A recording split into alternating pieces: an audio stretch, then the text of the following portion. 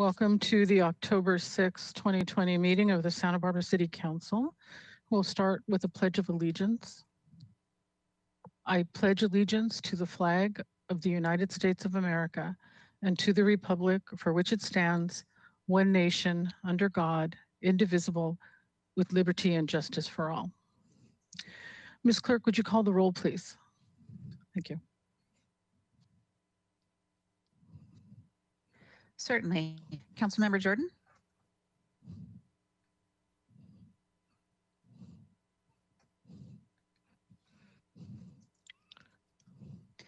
Calling roll, Councilmember Jordan. Councilmember Alejandra Gutierrez.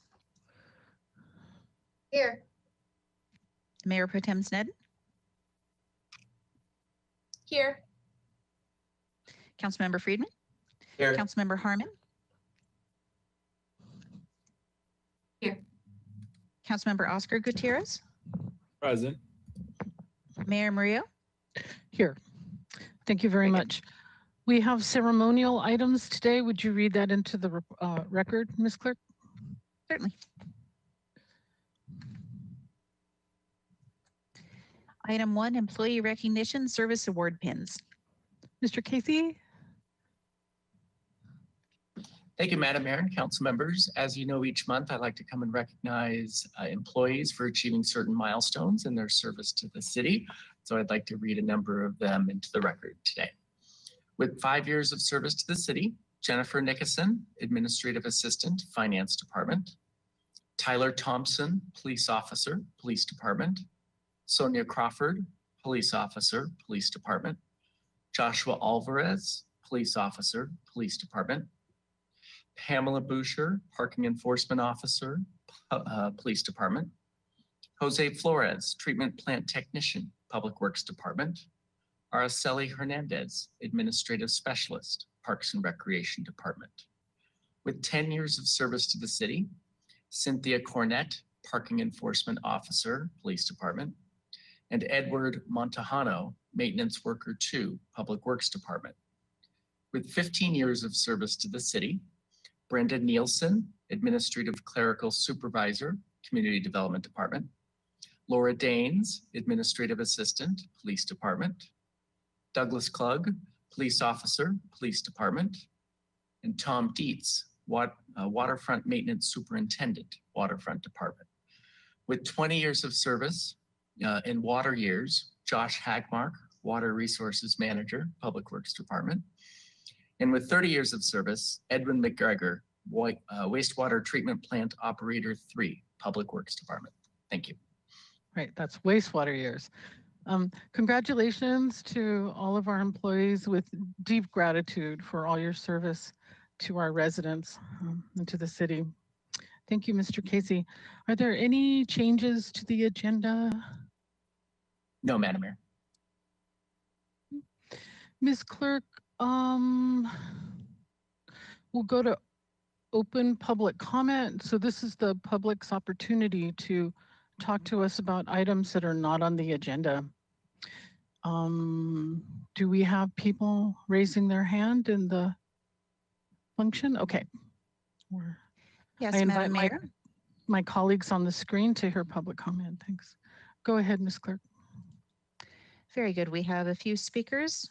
The first two are Miriam Lindbeck and then Anna Marie Gott. Miriam Lindbeck, please go ahead.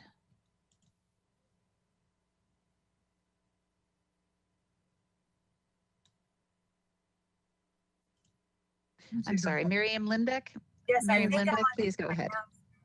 Good afternoon, council members and mayor.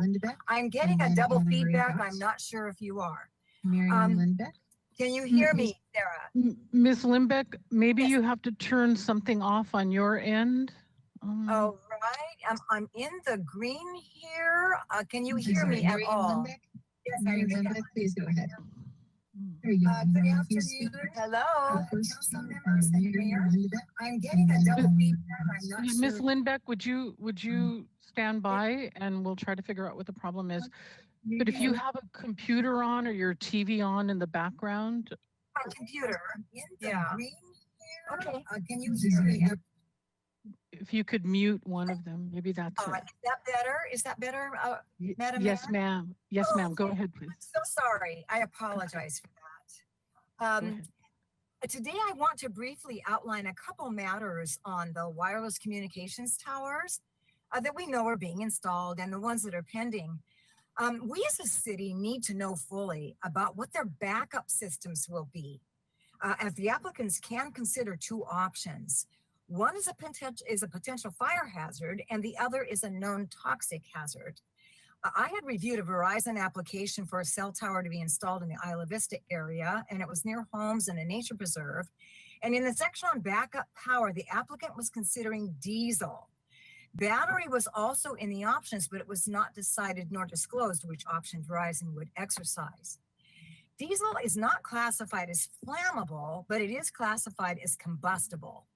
Diesel will combust at a certain flash point, somewhere between 100 degrees to approximately 140 degrees, depending upon its state, wherein it can vaporize and combust. So we all know diesel fuel, no matter which of the three states it is in, is highly toxic. And anytime there's a spill on any freeway or road, all lanes are shut down for hours while the fuel is removed in specific and detailed protocols. Batteries, particularly lithium batteries, which power our cell phones for one, could very well be the choice of backup power by any one of our applicants. It takes very little to ignite a lithium battery, and for that reason are not allowed in luggage on airplanes. So either diesel or battery backups pose significant problems in earth events and fires. Diesel is not good to have buried everywhere underground, and batteries pose another source of ignition for the fire department. So consider the quantity when this matter is being placed before you. We're not talking just a few locations if the wireless industry has their way. We're speaking of thousands of towers everywhere. We must know above and below ground everything this potentially entails. So it is the duty of our city leaders to require detailed, rigorous compliance to safety precautions in both the application process and in monitored compliance of the permittee applicant. So therefore, we strongly urge in our wireless regulatory ordinance that strict requirements and full disclosure be fulfilled by the applicants in the matter of backup systems. We also strongly urge our city to enlist the professional oversight of a fire specialist who approves or disapproves the backup systems in this process. This will require more time, but this is the legal and granted responsibility of the city, and will stop the shot clock until this necessary work is done to our satisfaction. Thank you very much for your attention. Thank you. Next speaker. Thank you. Our next speaker will be Anna Marie Gott, and after Ms. Gott, Alan Gallegos and Victoria Valiente. Please raise your hand in the app if you wish to speak in general public comment. Anna Marie Gott, please go ahead. Good afternoon, Council. You've received a number of emails from me today regarding a vote that you had on July 28th, which was to preserve the election materials from the November 5th, 2019 election, and that they not be destroyed until the public had received their records request. As you were aware from an email that I sent to you that day, there were numerous members of the public that had actually made public records requests as far back as December the 4th, 2019. The requests were either ignored or not complied with. And in fact, some of them stated such insane things as, the election's been certified, it's over, you cannot contest it. No one was contesting the election. Individuals were asking for information that was required under the election law to be provided.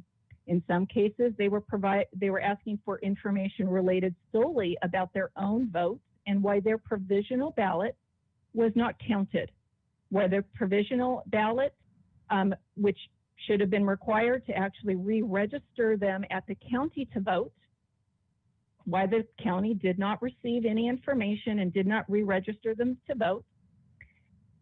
It also required that the city disclose why their vote was not counted. All the individual received was an email saying that the time to contest the election was over. she wasn't contesting election. She was asking why her vote didn't count and why the city of Santa Barbara is today not actually providing that information is a mystery. You're required under the election law to do it, and so far the city has failed to do it. The city also received information from Victoria Valente, Robin Unander, and Bonnie Donovan asking for these records. None of these records requests have been fulfilled. And in fact, I received yesterday, 69 days after your decision and 237 days after the first request was made, a statement. It says, the request was deemed to be part of an election records from the past year, and the time period to request the information for this election has elapsed. It hasn't. You have the records. No one is requesting it. No one is requesting or contesting the election. We're simply demanding information related to the records that you are required to provide under law. I'm asking you today to demand that these records be preserved and that our records requests, of which I am party to be delivered, and that nothing be destroyed until you've received information that our records request has been satisfied. Thank you. Moving on to the next speaker, please. The next speaker is Alan Gallegos. Alan Gallegos, please go ahead. Madam Mayor, City Council, I'm unable to stay on the call today, so I'm hoping that I can say just a short statement about the Mr. grading Gallegos, ordinance. we really need to maintain our discipline of this time period is for open public comment. I have a public comment that I am unable to stay because of I have family, I have kids, and so you're asking me to not voice my comment. Did we not get an email from you on the issue? We always, I'm sorry. I guess you guys, it's up to you. If you want me to not say anything, you just tell me right now. We are maintaining our discipline with our public comment. This is for items not on the agenda. Please try and come back at the appropriate time. Thank you. Ms. Clerk, next speaker. Mayor and Council, we may have one further speaker, Victoria Valente. It's unclear if she raised her hand. So Victoria Valente, I will call on you. And if you do not wish to speak, you can stay quiet or say you don't wish to speak. Ms. Valente, you're unmuted. You may go ahead.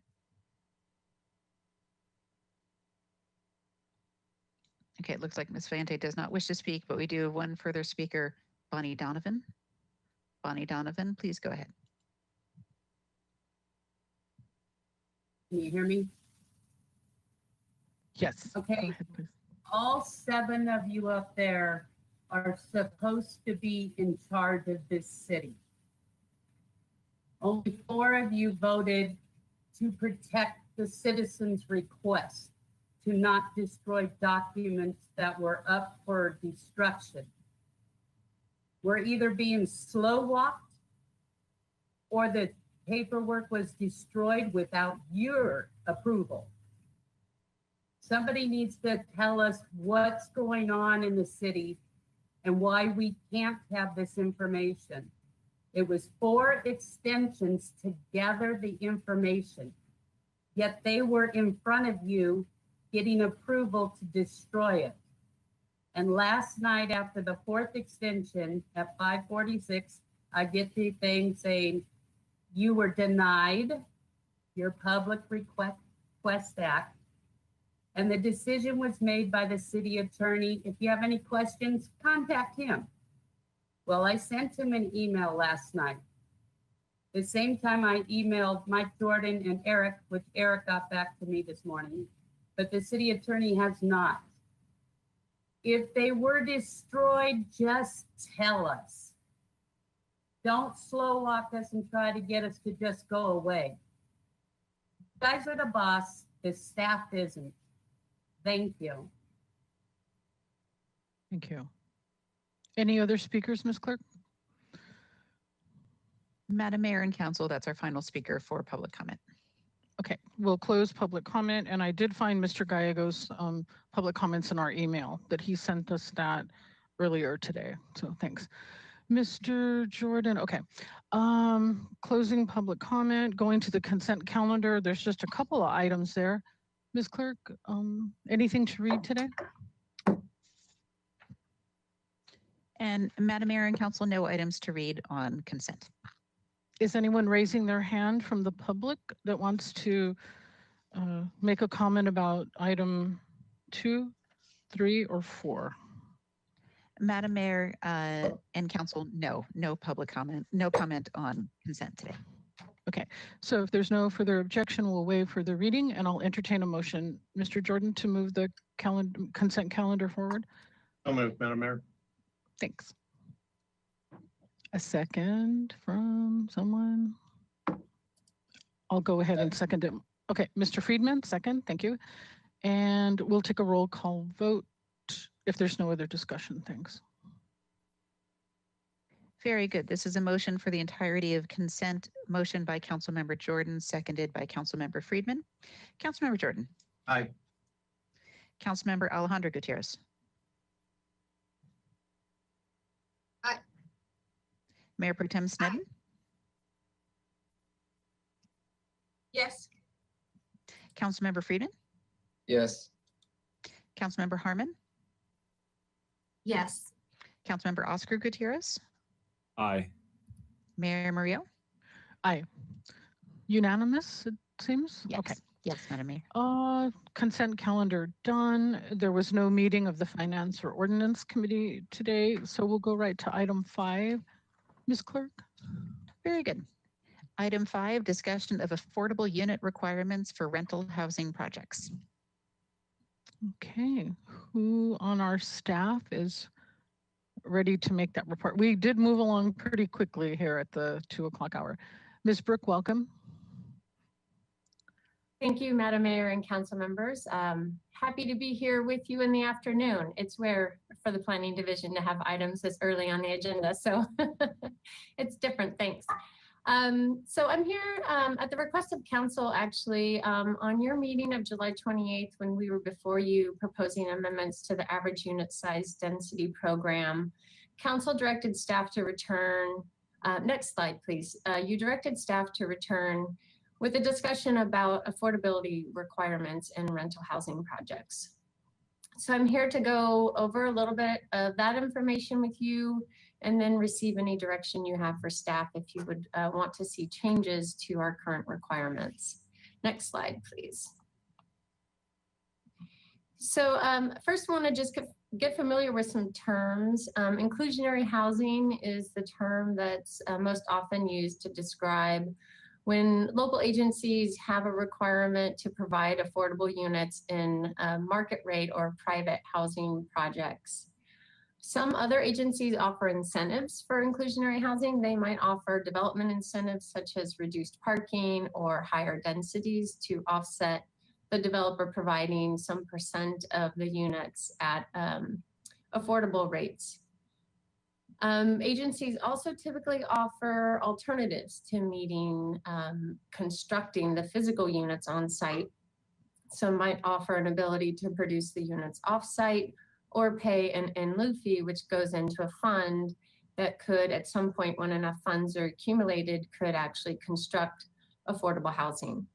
Next slide, please.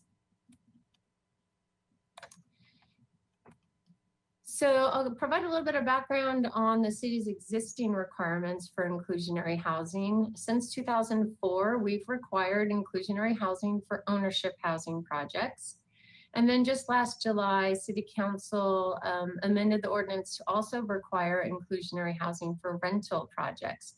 And that wasn't allowed until just a few years ago. So that was one reason why we were a little behind in requiring that for rental housing. Next slide, please. So I'm going to focus on rental housing projects from here on out. That was the request of council to discuss our affordable unit requirements for rental housing. If you have questions about the ownership program, I could answer those questions. But going forward on rental projects, it's embedded in the AUD program, since that is where we see the significant majority of our housing production, rental housing production is mostly through the AUD program.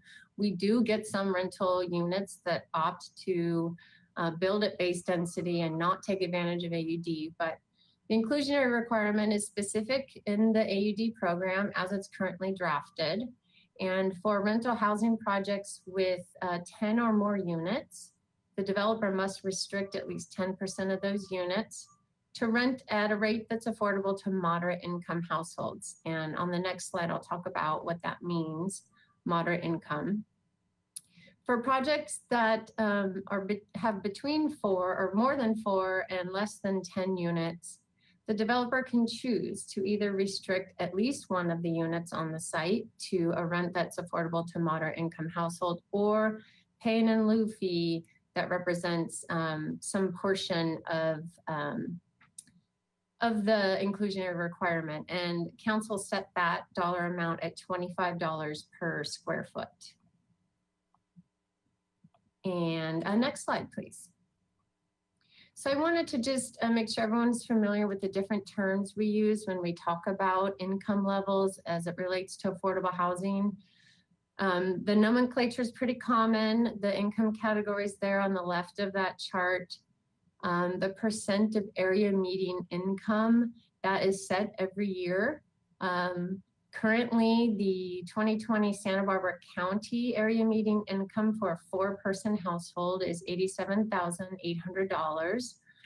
So as you extrapolate that out across these various income categories, you see the range of from very low to upper middle, and the percent of AMI, or area median income, that represents. And then over on the far right is an example of the maximum salary that a 4-person household could make in a year to qualify for that level of affordable housing. And I've highlighted here the moderate income category because that's what our current inclusionary ordinance for rental housing projects requires. And that was very explicitly set by council per staff's recommendation to target moderate income, because that is where we are most efficient in providing housing to meet our regional housing needs allocation and to meet the needs of the community. And next slide, please. So you'll probably hear from public comment today, and you've probably received some written correspondence as well. And during past hearings, you'll hear about the economics of providing inclusionary housing, or when a private developer is mandated to require or to provide some of the units at an affordable rate, it obviously has an economic impact to their project. And so there's always a balancing act in wanting to maximize the number of affordable units to provide for our community, but still make the development overall economically feasible, because we are relying entirely on the private market to provide these units. These are not subsidized by the government at all. So I wanted to touch a little bit about the economic feasibility analysis that we've done in the past, and that some agencies will do, and some state law will actually require in certain instances. But the current state law does not require an economic feasibility analysis if the affordable units mandated by the city are restricted to moderate income level or higher. So that could be moderate income, middle income, upper middle, anything above 80% of the area median income. Regardless of the percent required in the project, an economic feasibility analysis is not mandated by state law.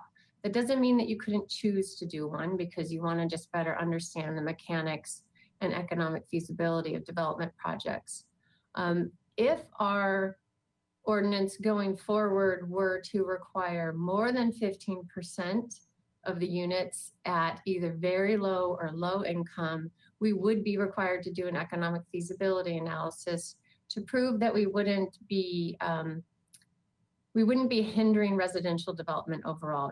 It would be too challenging for developers to provide a project at that level of affordability, and then would hinder residential development. So that's the state's interest in requiring economic feasibility analysis if we require a significant number of very low or low income rental units in a private housing development. So as I said, even though it's not mandated by the state that we provide an economic feasibility analysis to support our inclusionary requirement, if we stay at the moderate income level or go up into middle or upper middle, I would recommend it if we were going to explore anything more than 15%, just to reset our assumptions that went into the past economic analysis that we had done in 2019. Some things have changed, not only in the economy, but some of our development standards have changed as well. And so I think we want to better understand, you know, on both sides of the bargaining table, where we could land for a reasonable amount of inclusionary housing. Next slide, please. I also wanted to just remind you, we do have some other work efforts underway that may impact housing development in general and could have benefits to developers being able to provide more affordable housing. There have been discussions over the past year and a half about potentially changing density levels along Milpas Street and Upper State Street. We're looking at all of that right now as we begin discussions about transitioning to floor to lot area ratios and away from density as determining how many units might be able to fit on a site. And we're also discussing building height changes and how we might be able to incentivize or offer developers additional building height if they provide more affordable units. So all of these factors come together in making a project feasible and really incentivizing the type of housing that we need and want in our community. So I just want to keep that in mind too, that we have some other factors in the overall feasibility of a project that are at play, and we'll be working on those into the spring of next year. So next slide. I do want to touch a little bit on state density bonus law. This comes up a lot in our conversations with developers, and I'm sure that you have heard from constituents as well. Next slide, please. Through the state law, developers can receive a density bonus if they provide a certain percent of rental units to low or very low income households. And this is just an excerpt from sort of a cheat sheet of a table when you break down the law. It's 3 columns here. On the left is the affordable units, the percent of the total units that must be provided at very low or low income levels in order to receive a density bonus. So if you could just make one click, Nicole, on the slide, thank you. So an example I just want to show you here within that red bar is, for example, if a developer provided 10% of the total proposed units to low-income households, the developer could receive 20% bonus in total units. So it's an advantage to the developer to provide, in some cases, to provide some low-income units because they get additional market rate units. Now, in some cases, it might not pencil out for the developer to use state law, and so they want to consider other alternatives. Next slide, please. So as I mentioned, state density bonus law is available for rental housing projects, but they must provide those units to very low or low income households. Whereas our local inclusionary ordinance requires moderate income, and developers must satisfy both of those laws. So a developer proposing a rental housing project is subject to both laws. Should they want to take advantage of state density bonus law, I should clarify that. They could just come through and be subject to our inclusionary ordinance, as many developers have. But if they want to invoke the state law and take advantage of the additional density provided to them by offering a percent of the units to low or very low income households, they must also meet our inclusionary ordinance to provide a certain percent to 10% to moderate income households. So I want that to be clear. You may hear from some speakers about that particular aspect of our ordinance. And that, as I mentioned earlier, that's not a mistake. It's because City Council was explicit in wanting to provide and mandate moderate income units for the city, because state law and nonprofit housing developers have a much better ability to provide housing for very low and low income households. The private market, as we've seen through the AUD program, can provide housing to middle and upper middle income households. But it's very hard to find that missing middle that we talk about, which in this case is actually the moderate income category. So that's very intentional that our inclusionary ordinance targets moderate income households. And so we wouldn't want state density bonus law to supersede our local ordinance in that case. Next slide, please. And so wrapping up the background part of this presentation and turning it back to council, unless you have any questions for me, we recommend considering our current ordinance requirements, receiving public comment, and then providing any direction you have to us for any amendments or further studies that you might want us to explore. Thanks. Thanks. It looks like Mayor Pro Tem Snedden's ready with a question. Thanks. Thank you, Madam Mayor. Just a couple quick questions. What happens with the in lieu fees? I know I've asked this before, and I'm not really clear where they go or how they go towards providing affordability for that missing middle, or what happens with them? Or that's one question. Yeah. Sure, Madam Mayor and Mayor Pro Tem Snedden, I'll start that. I might ask that Ms. Doubles come online too, if she could provide a little more detail. But through collection of the in lieu fees that we've collected so far, and it's been, I think, almost exclusively our ownership inclusionary ordinance, just because we've had that since 2004. We've collected just over $683,000. Most of the developments had actually provided the units on the site. So that's one reason why the fund is relatively low in comparison to what it costs to build units. And then Ms. Doubles might be able to talk a little bit more specifically about how it can be spent. Thank you, Ms. Brooke. Yes, I wanted just to kind of explain, it all goes into a fund that we have designated for in lieu fees for affordable developers that don't produce those units during development. So as Ms. Brooke was explaining, those fees are accumulated, and it has been accumulating since 2004, but only on our ownerships because we haven't had a rental inclusionary until last year.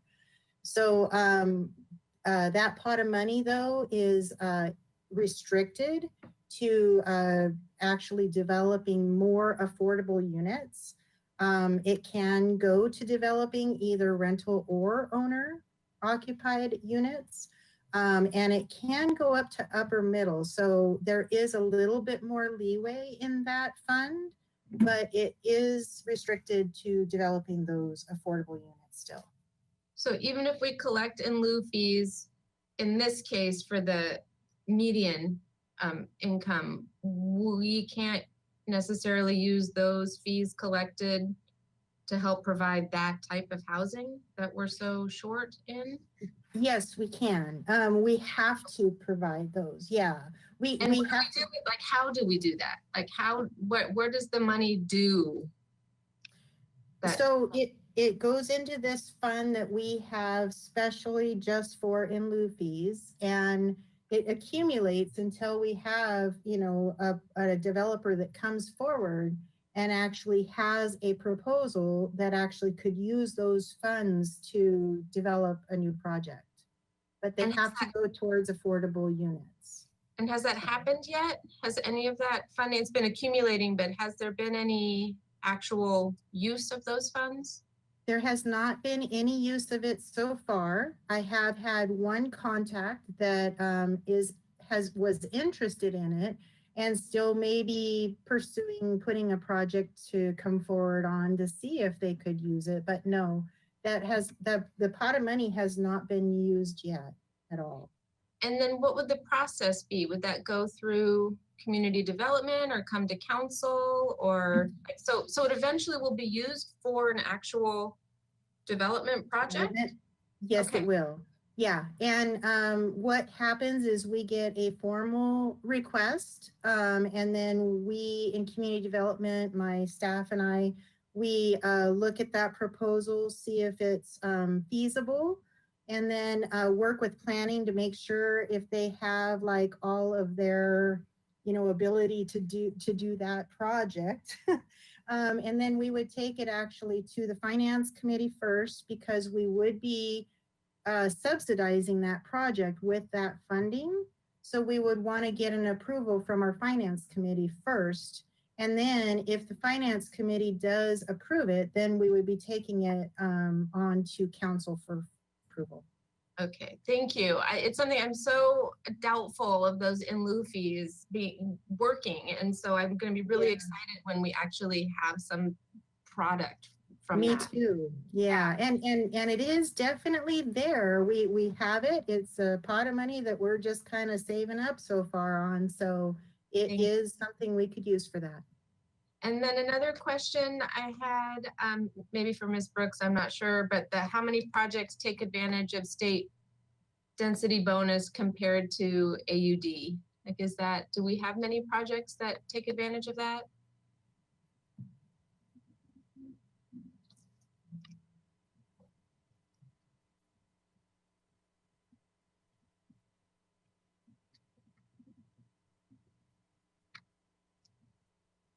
Can you hear me now? Okay, I apologize. I'm having a glitchy audio issue. Mayor Pro Tem Sneddon, we've not had too many projects take advantage of the state density bonus law recently. I'm not sure if Ms. Ostringer has something else to add. We've had conversations with applicants who want to, and more recently we've had some inquire about it, but not too many have actually fully developed under just state density bonus law. Okay. Thank you. Mayor Maria, Mayor Pro Tem Sneddon, I just also wanted to add, so when they do take advantage of the state density bonus law and AUD, as Ms. Brooke explained in her presentation, they're required to have satisfy state density bonus, so say it's 10% low, and then they're also required to provide an extra 10% moderate. And that's what the developers have generally been having discussions with the city about. And if council, the ordinance was intended to be drafted that way so that we stuck with state or with moderate. However, there is a tiny ambiguity in the language that some developers are pointing to with regards to, well, maybe you didn't really intend that. And that's some language we'd like to, if you're gonna stick with your original position, we'd like to come back to you with some cleanup language to take care of that. Thank you. That was my question about that too, because I think that was our intention. So I think having the language reflect that. And then one more quick question. So we could go to 15% inclusionary requirement without having any further studies. We can just do that today if we chose to. I just wanted to confirm that.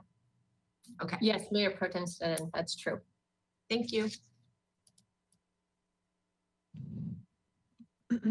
I have questions if no one else does. Mr. Friedman, you have the floor. Then Actually, well, no, Gutierrez was she on the did. floor with- Ms. Gutierrez, go ahead, please. Thank you, Madam Mayor.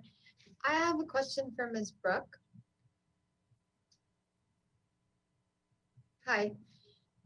My question is, I know that other parts in the state, they have a higher percentage of affordable inclusionary housing, and we have 10, and today we're discussing if we can bump it up to 15. Focusing on the city of Santa Barbara and how expensive it is to build here, and just, you know, the process that we have in place, and we're definitely doing a lot of improvements to make that process a lot more easier. Can you give us more information of how realistic would it be if we go up to 15 to build, like that would be a reality that we will have more inclusionary housing, or if we stay at 10, you know, just kind of the pros and the cons. Madam Mayor and Councilmember Alejandra Gutierrez, I can give you within the limits of my professional knowledge, some pros and cons, mostly based on an economic feasibility analysis that we had updated last February, 2019. We had it updated as we were going into council adopting the current inclusionary requirements. At that time, with the densities that our consultants studied, they determined it would be slightly marginal for a developer to build downtown with the 15% inclusionary requirement. It was really on the cusp. Some things have changed since then, and that's sort of the limits of my professional expertise and what I can relay to you without having an economist study this further. But of course, things in the economy have changed. Land costs may have changed. The development standards downtown have changed because council recently made it optional for developers to provide parking downtown. So that could make a project potentially more economically feasible if they don't have to dedicate that much land to parking and can instead provide more units. So there's factors that have changed on both sides of that equation, where I wouldn't be able to give you a definitive economic-based answer to that, other than referring back to that study that was done about 1.5 years ago. But again, some factors have changed. And the reason I'm asking is because 15, when I heard 15 or like even 20, I was like, well, yeah, more inclusionary housing, I'm all for housing. But then I bring it back to my city and to the reality of things. And when you actually talk to people that are, out there in the fields, that are filling out these permits, that are developing housing, it's not such a big reality. So my only concern is that now with the different policies that we've made for the downtown, I do want to see more housing downtown, and I'm asking these questions because I want to make a decision that is realistic to our city and not something that just sounds good, but when it's put in place, it's not really going to work. But thank you for the information you gave me. Sure. You're welcome. Mr. Friedman coming back, and then Mr. Jordan, and then my questions focus on downtown too. So let's go ahead with Friedman. Thank you, Madam Mayor. So the first question I have is regard to state bonus. I just want to make sure I understand this, and based on the chart, if we went up to 15% for our inclusionary, and if you want to pull up the slide that shows the inclusionary, you have where the 10% was highlighted. I think it's slide 10. It was slide 10. That was the state density bonus law. Is that what you were referring to? Yeah, that's the state density bonus. Because I want to make sure I understand this right. So if we went up to 15% for our inclusionary, and someone tried to do a 10% state bonus density, they'd really be having to apply a 25% project, because they'd have to match that 10% plus our 15. Am I not understanding that right? Because our 15 is counted independently of that 10, so they'd have to account for that 10% plus our 15. It's not either or. Ms. Grisanti, do you mind putting up slide 15? I think this might help us work through the math. Thank you. So we'll use the current numbers just for simplicity, but you could plug in 15% here too if you wanted to. But this sort of runs through an example project meeting both state density bonus law and our city inclusionary requirements. So let's say the developer came in with a project for 50 rental units. That's what's allowed by the zoning designation. If they restrict 10% of those to low income, they get a 20% density bonus. So then they could build up to 60 total units.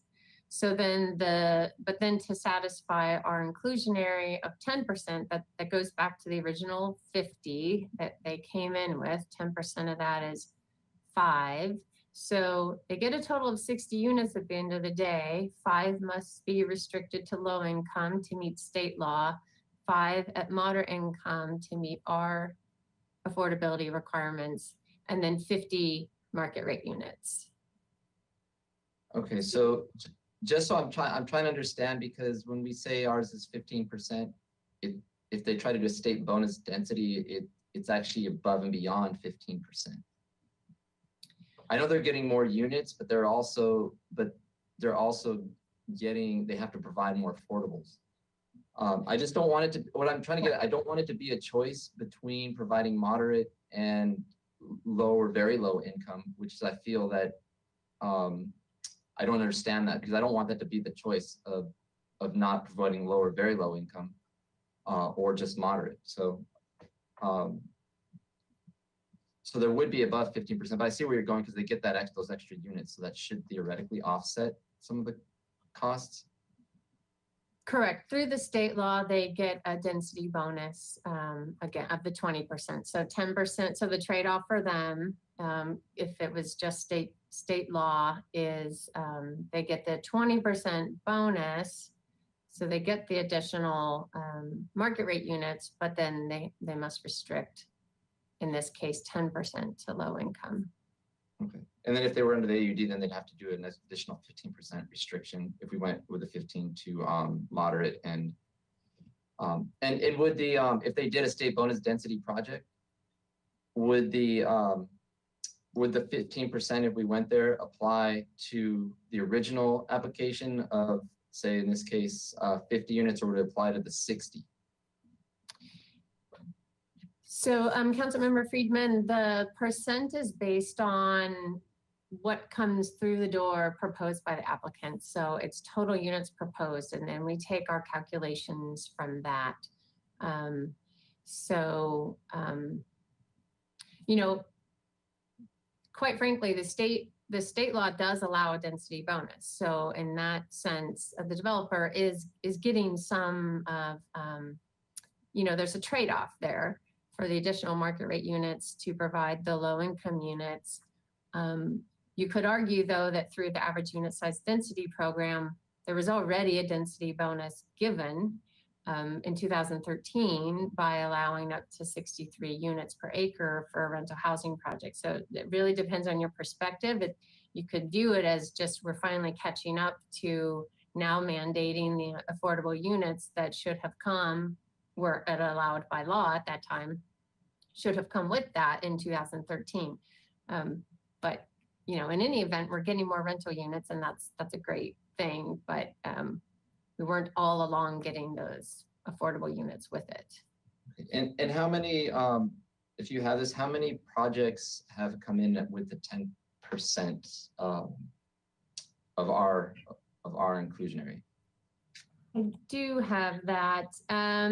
So since July of last year, when that ordinance was adopted by council, we have 2 units that are under construction that will be restricted to moderate income households. And then there's about projects, 3 pending projects that would add another 15 moderate income units if they follow through with the approval and construction process. 2 of those are the downtown projects in the 400 and 700 block of State Street. And I'm blanking right now on the 3rd one, but it'll come back to me. Okay. Some good news, I guess. That's 15, 17 units. And then if we went to the 15% that's being proposed, when would it take effect? So to enact a zoning ordinance amendment, we would need to present that to the Planning Commission, and then Ordinance Committee, and then to your council. And then it typically would take effect 30 days after your second reading. So it would probably take about 3 months or so to take effect. And then maybe we'd have to specify that today. Where in the process, if there's a project that's coming in the process right now, hasn't got its certificate of completion, and where would they be subject under the 15%, or would we have to specify that from this date forward, or certain projects at a certain point? How would that get resolved for projects that you're already reviewing but are still in the review phase and haven't received any certificates of completion or beyond a certain stage? Right. That's a great question, Councilmember Friedman, and one ultimately is up to council in your decision when you adopt the ordinance. In past ordinances of this type, we typically would refer to projects that have been deemed complete. I don't know if Ms. Ostringer wants to add any more on that, but typically we use the milestone of a discretionary application being deemed complete, because that's the developer at that point is far enough along through the process, has invested significant amount of money in project plans and process, that we wouldn't want to change the financial game plan for them beyond that. And is that something we should try to address today to give direction, or is that something, since it does have to go to planning commission, should we do the 15% that the planning commission should look at and then give us a recommendation, or would it be more of something that we should as a council look at today? Councilmember Friedman, I think we would be open to receiving your direction on that. We would perhaps want to also have that discussion with the planning commission, with that being your land use advisory body. We might hear some different voices and opinions on that through the planning commission.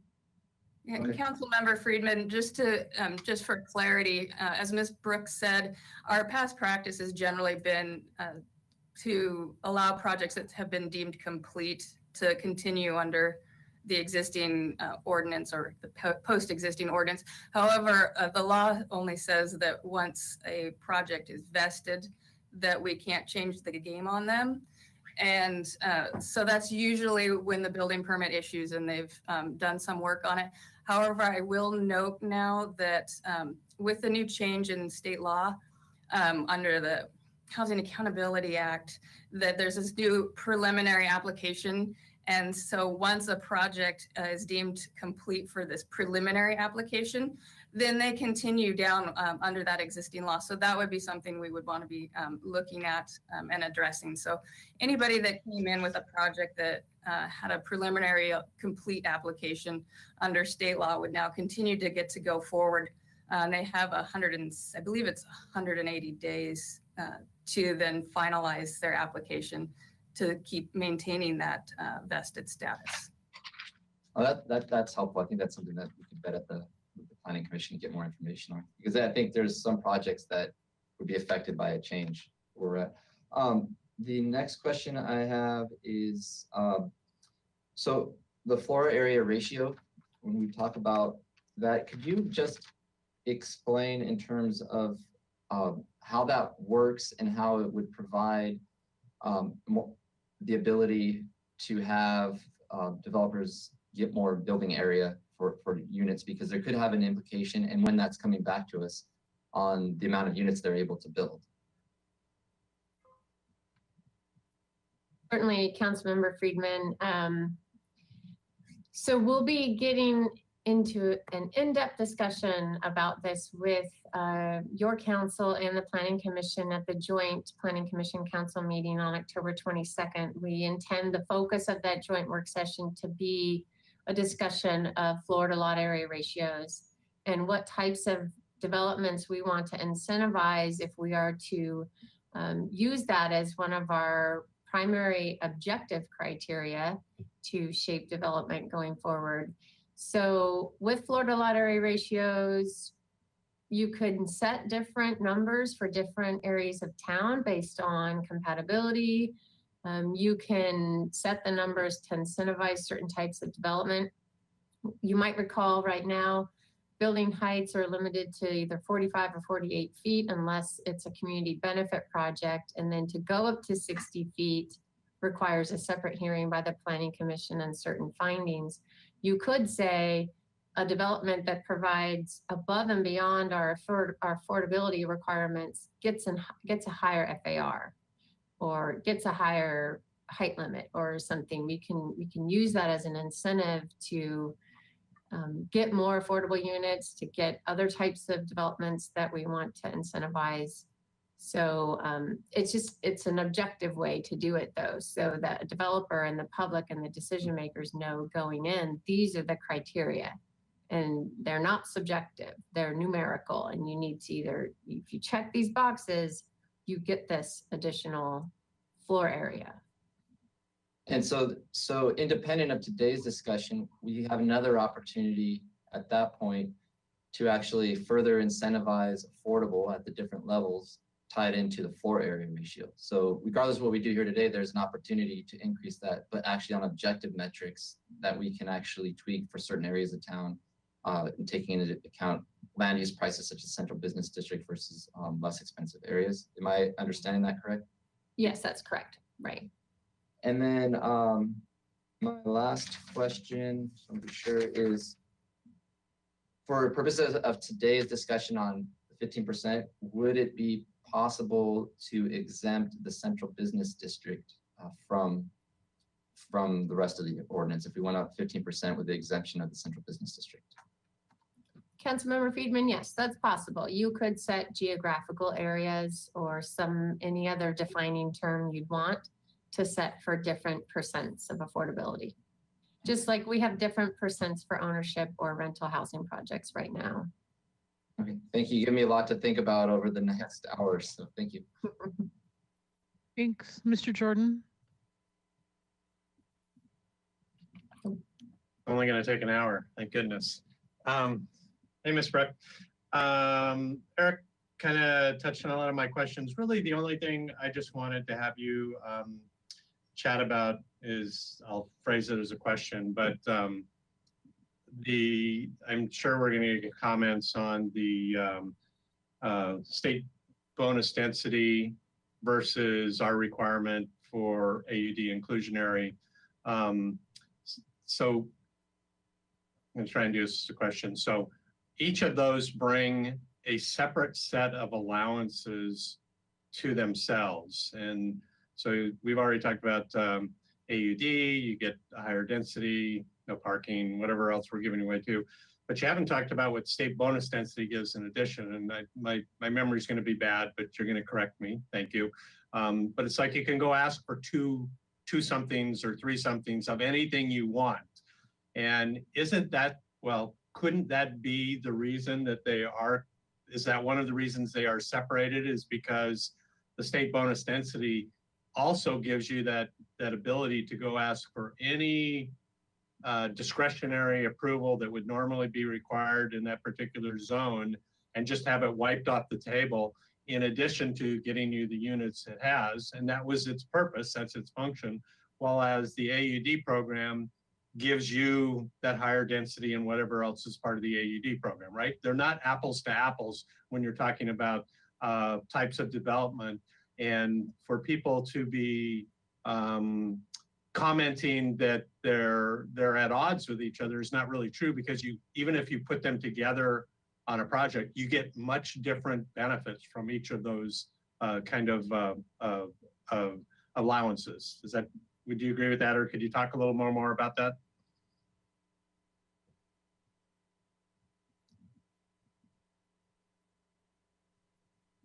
You're muted.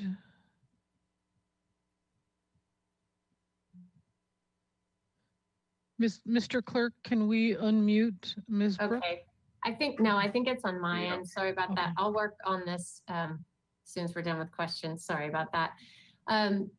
Yes, you raise a really good point, Councilmember Jordan, about they're called development incentives and concessions and waivers that developers can ask for through the state density bonus law. And it varies depending on the amount of units that they dedicate to affordable units. It's like a sliding scale. The more affordable units you provide, the more of these incentives or concessions or waivers that they can request. Some are just mandated. They get to ask for it and they get them, so long as they don't cause health safety impacts, and ultimately the project can still be found consistent with the general plan. But you're correct. So there are other advantages for developers to provide affordable units through the state law. And we've tried to craft that at a local level through the AUD program, and then with council's addition of the inclusionary housing mandate for rental projects. We've tried to customize it for Santa Barbara to meet our needs But of course, the state law is still available there for developers to use if they want. And some of those terms you just used are rather substantial allowances. Like if the height is 40, the height limit is 45 feet or a number of floors, you can go higher, even though nothing else can be built like that without the state bonus density law. Or if you need parking, you can have no parking. Or if you had setback requirements, you don't have to meet those setback requirements. They're pretty substantial allowances, right? Correct. Yes, Okay. they are. All right, thanks. I just think that that whole part of that conversation needs to be part of the chatter when we talk about those two programs seemingly conflicting with each other. They could actually, I know we have one project that's actually melting those together to the advantage. So thank you, Madam Mayor. Right. Thank you, Mr. Jordan. So Ms. Brooke, let's see, did everybody ask questions? So if I wanted to create incentives to bring housing into the central business district, what would your professional recommendations be? So I guess I was thinking along the lines of Councilmember Friedman, maybe keeping 10% downtown. Do you think that would be an incentive? Or would 15% be a disincentive? Madam Mayor, so I could only answer without having an economic study in front of me. It'd be hard for me to know if 15% is going to make it infeasible and we just wouldn't see the private market produce housing. So I'm not prepared to answer that without some updated information. But what we do have control over, and we can know pretty readily if it's an incentive, is one that council just did, is making parking optional. And you clarified some flexibility in where the developers can provide their open yard requirements. And you can incentivize through development standards, you can incentivize through reduced fees if you wanted to, although our fees in the city are not that high relative to other communities. But that's another way to incentivize it. You can, we're working on efficiencies in our process, but that is one area where if as we continue to work on streamlining our process, and if we had future ordinance amendments that actually remove steps from our process, that I think would have an economic impact, a beneficial impact on projects. But otherwise, it's just trying to facilitate more units downtown. So it could be having flexibility in the overall building height and setbacks, and not having a limit on the number of units, but allowing the developer to maximize within an acceptable shape and mass for the project to, put as many units as you can in there reasonably and still make them livable. So those are things that come to mind without knowing a precise percentage that might tip a project to be financially infeasible. Okay, but from what we know right now, the economic study, that the information that we do have, 15% is on the edge to be doable, but 10% that's why we're at 10%, right? So, okay. Correct. Thanks. If there's no other questions from the council, I'm assuming that there's some public comment out there. Thanks, Ms. Brooke. Ms. Gorman? I don't see any other council members popping up. Ms. Yes, Madam Mayor. Madam Mayor, we do have 4 people who have signed up for public comment, and they are Greg writes he has left, but he will send a comment. Anna Marie Gott, then Frank Rodriguez, John Campanella, and Rob Fredericks. So Anna Marie Gott. Actually, Ms. Gott, I'm going to send you your PIN and we'll have you go in a moment. Our next speaker will be Frank Rodriguez. Frank Rodriguez, please go ahead.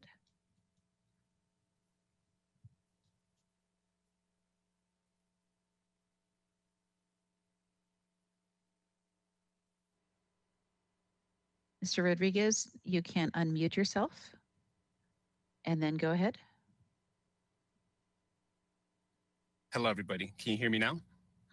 Yes. Awesome. Thanks, everybody. Frank Rodriguez here, policy advocate with the Central Coast Alliance United for a Sustainable Economy. Want to thank you, Mayor Murillo and Council, for continuing this difficult conversation of how would we play through this maze to figure out of having the best layout for housing stock for our community members. As you know, has debating to have as high of a inclusionary housing that we can have, but definitely here that there's definitely a lot of fears in terms of the housing stock that can be provided here in the city. Of course, we've been promoting that to have it to at least 15% inclusionary housing. We still stick by that, and we believe that giving these incentives for developers, let it be in height, let it be in parking, we feel like that is a strategy that works to make sure that we take advantage of the housing stock that has been built to cover that missing middle. And at the end, we definitely follow the recommendations, especially of folks like Rob Fredericks and then the Housing Authority, of really how to play within that game of providing housing stock for our low income individuals and for the missing middle for middle class folks. So just wanted to come here today to really elevate that piece. Thank you for continuing this difficult conversation, and hopefully we find the right solution in order to provide the proper and again, we're promoting at least 15% inclusionary housing here in Santa Barbara. Thank you, everybody. Thanks. Next speaker. Thank you. Our next speaker is John Campanella, then Rob Fredericks, then Anna Marie Gott. John Campanella, please go ahead. Good afternoon. Thank you. A couple of comments. One, the 15% that's being proposed is higher than 15% in effect. The requirement is 15% rounded up. So that 15% can go up to 20% for the 10 units that you start out with. 10 units times 15% is 1.5, which is rounded up to 2. Half of the number of units situations would result in greater than 15% due to the rounding. Number two, we're talking about CBD, but you're talking about raising inclusionary also for the outlying areas, which the Kaiser Marston report definitely said were negatively impacted. So you have to go by area. You just can't blanketly change it to 15% citywide. Thirdly, the AUD, even priority, is only producing about 1.5 floors of housing net, okay? Based on that, the maximum allowed. We need to increase that downtown. We need to get 3- and 4-story buildings. And this will take place when you do the FIR.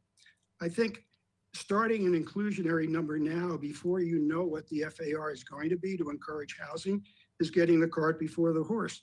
You should defer the affordability requirement to go with what's approved under the FARs so you understand the economic impact of both the FAR and the amount of inclusionary, which maybe should be higher, but you're not going to know until you allow what size of the buildings can actually be developed. As far as costs, yes, you're giving benefit to no parking downtown, although there still might be a first floor that has to be commercial because it can't be residential. But please note the Kaiser Marston report assumed $143 per square foot in coming up with its estimates for commercial. You'd be hard pressed to find that building downtown that you could buy for $143 a foot. It would be very simple to just talk to real estate commercial brokers to find out how far off that estimate of land, which is now buildings, 1-story buildings, used to be parking lots, now is land, how far off that is. And that should be something that's determined when you do the FAR and you come up with your amount of affordable. The 10%, those that have gone forward at 10%, have assembled properties. 410, 710 State have assembled parcels and consolidated the density onto those sites to be more than this 1.5 floor. That's allowed them to support in a feasible way the 10%. So it's people with a standard AUD allowance for density cannot afford to do the 10% at this time. They need greater floor area ratio and greater density to accommodate it. Thank you. Okay. Thanks. Right on time. Another speaker? Our next speaker is Rob Fredericks, then final speaker is Anna Marie Gott. Rob Fredericks, please go ahead. Yes, good afternoon, Mayor Murillo and City Council members. Representing the Housing Authority, I want to thank you for continuing to address one of our city's most pressing issues, and that is the need for affordable housing, not only for low-income households, but also those in the moderate income range. Crafting good housing policies are essential if we are going to have success in meeting the severe lack of available and affordable housing for these households and to achieve a more vibrant and inclusive community. We recognize the city's intent in crafting the rental inclusionary housing policy was to target the production of moderate income units, and we supported staff's recommendation for the policy as there is a real need for providing affordable housing to moderate income households. Unfortunately, the 10% mandate is not going to get us anywhere what we need to achieve in any planning period. And we should be looking at slightly increasing the required inclusionary percentage, perhaps to 15%, while creating additional incentives for developers to exceed the minimum mandate. It is extremely important that we balance the inclusionary requirements with increased incentives so that the proposed developments remain economically feasible for developers. Otherwise, the tap will be shut off and we will not achieve anywhere near the production goals from that of the regional housing needs allocation numbers. Perhaps we should consider allowing different levels of affordable housing, low income or moderate income, to count toward inclusionary requirements to allow for additional bonus density at the local level. However, before any changes are made, as part of the future multi-unit amendments that have been discussed, it would be good to have some proposed additional incentives brought forward to you to consider to provide additional benefits to developers who agree to build additional units restricted to either moderate income or low income households. Maybe it's fee reductions or changes to the FAR formula to allow for increased units. Also, I believe that a new feasibility study is needed to determine whether any proposed changes to the inclusionary requirements are feasible. Since COVID-19, all economics have changed, and as explained in the staff report, other changes to the AUD have been adopted since the last feasibility study by Kaiser Marston that should also be taken into consideration. Lastly, when considering the broader housing policy changes, I think it is important for all of us to understand that the households that are most vulnerable and marginalized are the low-income households. National studies have provided empirical results that show that the lower the income of the family, the higher the typical rent burden they are suffering. Many are paying well over 50% of their income for rent and end up living in overcrowded and substandard conditions. These are the hardworking service workers in our community, and there is a growing need for affordable housing options for them that we should always continue to seek and provide. I thank you for your time and consideration of these important matters. Okay. Another speaker? Yes, our final speaker is Anna Marie Gott. She had logged in. I'm now sending her her PIN. She is logging in, calling in right now, and she will be our final speaker. Thank you. Very good. And we're just waiting for her phone to connect.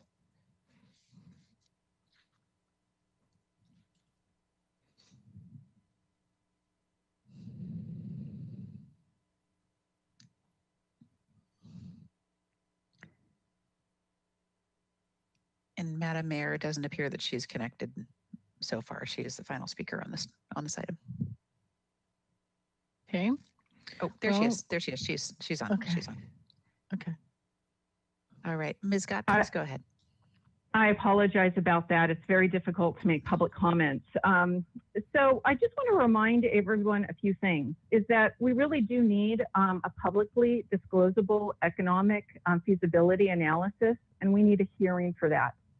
You know, for any developer that's going to want to pay in lieu fees, it's really important that we know the economics, and I want you to consider that many parcels in the city of Santa Barbara have been handed down generation after generation and have been held to such an extent that they are under Proposition 13 and have not paid really any taxes toward you know, community services or local services, and they are receiving a substantial benefit. and they have never even paid for the land. I also want to remind you that the average income of our renters here in the city of Santa Barbara are $50,000. So you would need two families to get together and live in a unit that would then be able to qualify them for moderate income under the AUD. In the meantime, we are bulldozing affordable units and we are promoting the luxury units, period. I also would like to remind you of what you gave away with AUD. Increased height, decreased setback, decreased parking, and more importantly, you required no feasibility and you gave away increased density. Now, think about this, the state bonus density.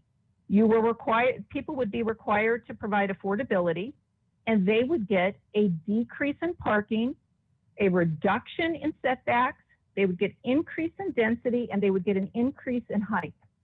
You gave away all of your incentives with the AUD, and we've got nothing for it. I also want to remind you of the economics. $25 a square foot for a 450 square foot apartment is equal to $11,250 for that in lieu fee. Do you know how much it costs to actually build a unit? And this is even at the low end, it's going to be over $112,000 at $250 a square foot for a 450 square foot apartment.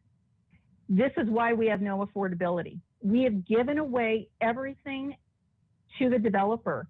And I want you to think about vested rights.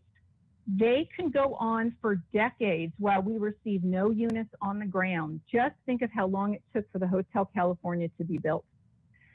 We need economic feasibility.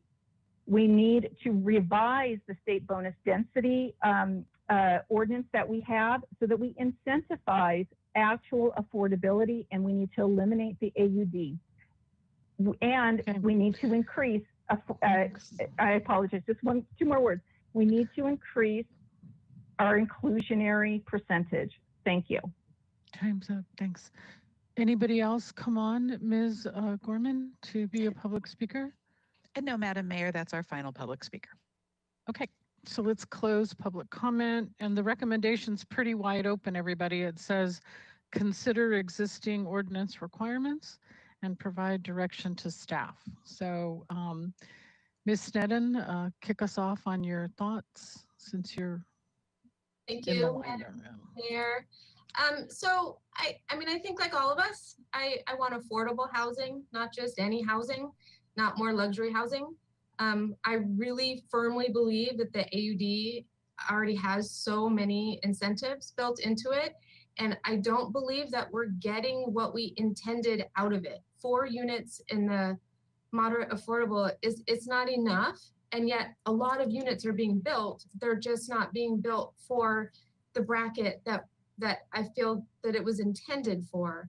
I don't think that the AUD program is a big success. There's no secret about that. I just really would like to see it do more.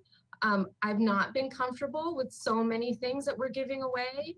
Been vocal about that. We're giving away open yard, heights, parking, all kinds of quality of life issues that affect neighbors and not just the people living in the units, but we're not getting the affordable units. So I'm not seeing what the trade-off is. So at the very least, with all of those giveaways, and I really do see them as huge giveaways, I want to see 15% inclusionary. And if it doesn't pencil out at 15%, then maybe this isn't the time for that project to be built, because I just don't think we need more luxury units. I don't want to incentivize that. There's enough incentive there monetarily for that. So I think we're ready to go to 15%, even in the central business district. Why would we want to build more density if it's not giving something back for a really urgent need in the city? I'd also like to make clear that I believe it is the intention of the language, and we can clear the language up, that it's either or, it's state bonus density or AUD, not both. So whatever needs to be cleared up in that language that Ms. Brooke was referring to. And then really as a bigger picture, I'd like us to consider increasing the in lieu fees. we need the units. We don't need the money so much that's sitting and accumulating and isn't yet. I can't wait to see what it produces, but it's not producing anything yet. And I think the in lieu fees are kind of just another way to not handle the actual production of that housing that we need. So I'm ready to go to 15%, and I think that we can handle it, and I think that it's the right time to do that. Thanks, Ms. Harmon. Thank you, Madam Mayor. Well, I have come myself to the same conclusion as Mayor Pro Tem Sneddon. I would like to see us go to 15%, but I'm going to put a little bit of a different spin on it, I think, and similar to the comments I made back in June. So I'm going to try not to belabor the point, but it's clearly a really important conversation for us to be having. So as I said earlier this summer when we were talking about the AUD amendments, I really see our efforts to refine the average unit size density inclusion program as a negotiation between us, the city on one hand, and our developer builder partners on the other. It's a friendly negotiation. It's a mutually necessary negotiation, certainly, but it is a negotiation. And to me, the hallmark of a successful negotiation is that the outcome serves both parties. The outcome is mutually beneficial. So I think it's really important that from time to time, when we have the opportunity, we do as we are today, and consider the deal that we're striking. We think about what it is that we're agreeing to. We consider whether we're getting the benefit of the bargain. And I would posit, of course, that any rental housing stock being developed in our community is on balance a good thing. We need it desperately, and it's long overdue. But I've personally said publicly, privately, and through my votes over and over again that I'm willing to use pretty much all the incentives that are available to us as a city to facilitate and encourage the development of rental housing in the city of Santa Barbara. I'm willing to put virtually all our proverbial bargaining chips on that table. So to me, as a representative of my neighbors, as their representative at this bargaining table, the question's not really, are we getting any benefit to this bargain? The question is, are we getting a benefit that's commensurate with what we're giving away? Will the outcome at the end of the day be able to justify what we as our neighbors' representatives have given away on their behalf in this negotiation? So luxury housing, high-end housing, it's okay. I know that to a certain degree it's necessary to make these deals pencil out. And I do respect the financial realities that our builder developer partners are in. And I appreciate the time that they've taken to take me through, many of them, to take me through their pro formas. But at the end of the day, I think it's our responsibility to push for an outcome that gets us housing that's more reflective of our community need. Housing that our working families can access, housing that we can afford. So I look forward to the continued conversation on the AUD amendment packages. I think they're really going to do some good things to further incentivize development, but at the very least, I really believe it's our responsibility to make sure that we're getting the benefit of the bargain. And to me, that starts by requiring 15% inclusionary. Thanks, Madam Mayor. Thanks.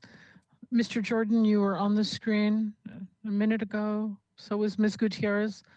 Ms. Gutierrez, go ahead. Thank you, Madam Mayor. I have a question for somebody in the development department. How would, if we increase to 15%, can you explain to the public the difference between if a private developer builds apartments or, versus somebody, let's say like the Housing Authority or People Self-Help, the difference between their both processes? And how would this increase of a possible 15% would look like in both sides? Madam Mayor and Councilmember Gutierrez, although I popped on here, I might ask that Ms. Doubles respond to that question if she's still on the line here. She works with our affordable housing partners and knows that financing side of things a little bit more than I do. Thanks. Madam Mayor and Councilmember Gutierrez. So the Housing Authority, they work with more of the low and below type of housing developments. So they're able to access like low income housing tax credits and different funding sources that are restricted to those type of developments, which enable them to develop these units by having not maybe as much in rental income coming in because they're subsidized with this funding. So they do use also tenant-based rental assistance vouchers, possibly Section 8. So those are different programs that actually can help when they go to develop those kind of projects.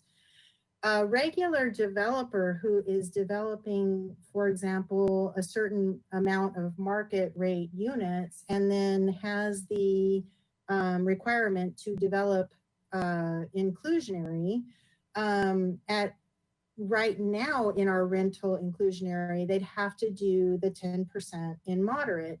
And when we're talking state density bonus law, basically that is given more if they have to develop low and below units to get that added increase in density.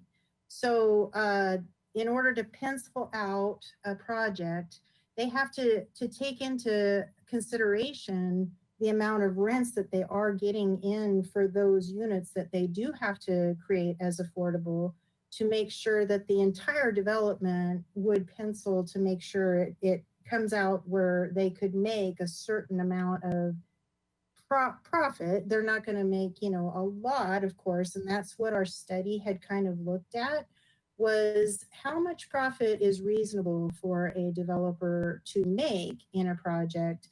And that is why back when we had that study, they found that there are certain areas because of the density and the requirements that the developers were under to possibly be infeasible. Some were marginal and some were definitely feasible. So that's what the KMA study did for us. And it kind of gave us a better understanding of what a developer would look at when they're, looking at a project to put their money into on what would be the outcome of, making sure that the rents would cover what was their output. I'm not sure if that answered your question. No, thank you. You explained it beautifully. And the reason that I asked these questions is because a lot of community members like me that we're not experts in developing, it's really easy to say, yes, let's do 15, let's do 20. We need more affordable housing. That's a given. But as I sit here and I've learned more of how the city runs, sometimes when you make decisions that sound really nice, when it actually plays out in reality, it's not what we expected. So I just want the community to understand, why is it, a lot easier for organizations like the Housing Authority and, nonprofits like People Self Help? And that's something I just recently learned. And that's why I've been very supportive every time they come to finance to say yes, because they have a little bit more of a support system with the state and these incentives to build, because private developers will stay away. And it's very particular to our city because Santa Barbara is so expensive and it's just a reality. And we are definitely growing and we are making this process of developing a lot easier, and just maybe not easier, but balanced. And that's what really my goal is to create a balance. Am I for housing? Absolutely. But the reason I'm asking these questions is because sometimes things might sound great, but in reality, is it going to hurt housing? So thank you so much for explaining that. I really appreciate it. Sure. Thank you. Thanks. Mr. Jordan, your comments? Thank you, Madam Mayor. Overall, I agree with the desire to push up the requirement to 15%. I'm pretty sensitive to some of the arguments that I've heard about otherwise, but I keep coming back to not waiting to look for future tweaks like FARs or not doing another economic study, because what we're seeing right now on the ground is simply just not producing what the goals of the program were. We're actually starting to see now a return to the condo type of arrangement, say at the bottom of Chapala, where we're seeing a whole bunch of larger luxury units that then just meet the burden, the 10% burden of 3 or 4 or whatever the percentage is of middle income units. And that's exactly what we strive to get away from when it was ownership units, the 2,000 or 3,000 foot condo with a 800, 700 square foot subsidized unit accompanying it somewhere. There's just not enough of the accompanying units right now. And in some cases, I know, say if you're building 34 units, you're only building 34 and you're only putting in 3. But I agree, part of the conversation is to be, how do we get a greater gross number of units so that the percentage of inclusionary units also grows with that. But we're not here to have that discussion today. We're here to talk about, do we think the direction's going in the right direction with the current percentage? And I don't think so. So I'll support going to 15%. You know, the only weasel I would have on that, like if I kind of value the Planning Commission's input, like Mr. Friedman, I think, was talking about. And so if somebody could assure me that it could go to Planning Commission next week on the 15th and it would come back to us on the 20th that quickly, then I would agree to involve the Planning Commission also in this discussion. I think what we would get back from that is probably is very good information, but I'm pretty sure we'll also get back from that all the other million things we should be talking about, just in addition to a hike in the percentage. But at some point, I think we really have to continue to push and accelerate broadening the scope of the discussion. But right now, when you walk out on the street or you see what's being built and you see the relationship between the number of units and the small number of units of inclusionary, I just don't think it's on paper, it's certainly not doing anything at all to meet our housing goals. And that was the goal of the program. So thank you, Madam Mayor. Very good. Mr. Friedman, are you coming back? Thanks. Thank you, Madam Mayor. It's a good discussion. I do have a question to start off. It was mentioned by a member of the public on the issue of the rounding up issue. So if someone came in at 10 units and it was 15%, would it really be 20? Can you address that, Ms. Brooke? Sure, Madam Mayor and Councilmember Friedman, that's correct. If through the math, it ends up that there's a fraction of a unit, if it's 0.5 or higher, we round up. If it's less, then there's that's where the part of the reason why there's the in lieu fees. The in lieu fee there makes up the difference of say it comes out to 3.3 units. They provide 3 units physically on the site and then pay a fee for that 0.3 of a unit that isn't being provided. So say it came in to be like a 3.7. So would they pay the full 0.7? How would that work? You build 3 and then you pay for 0.7? In that case, they'd need to build 4. would round up to 4 whole units. So in many cases, we could be talking about a 20%. Would there be a way where you could build the base of the base of the 15 and then a remainder go into the in lieu if it goes above 15? So you pay into the in lieu if you're going above 15%. I believe Councilmember Friedman, if I understand your question, if we just took the whole number of for the actual units built and took any fraction and calculated and had the developer pay a fee, we could do that. I'd probably want to run some project examples to see if that actually gets us what we need, but it's possible. We could draft the ordinance that way. What I'm trying to articulate this because it just came up is if you had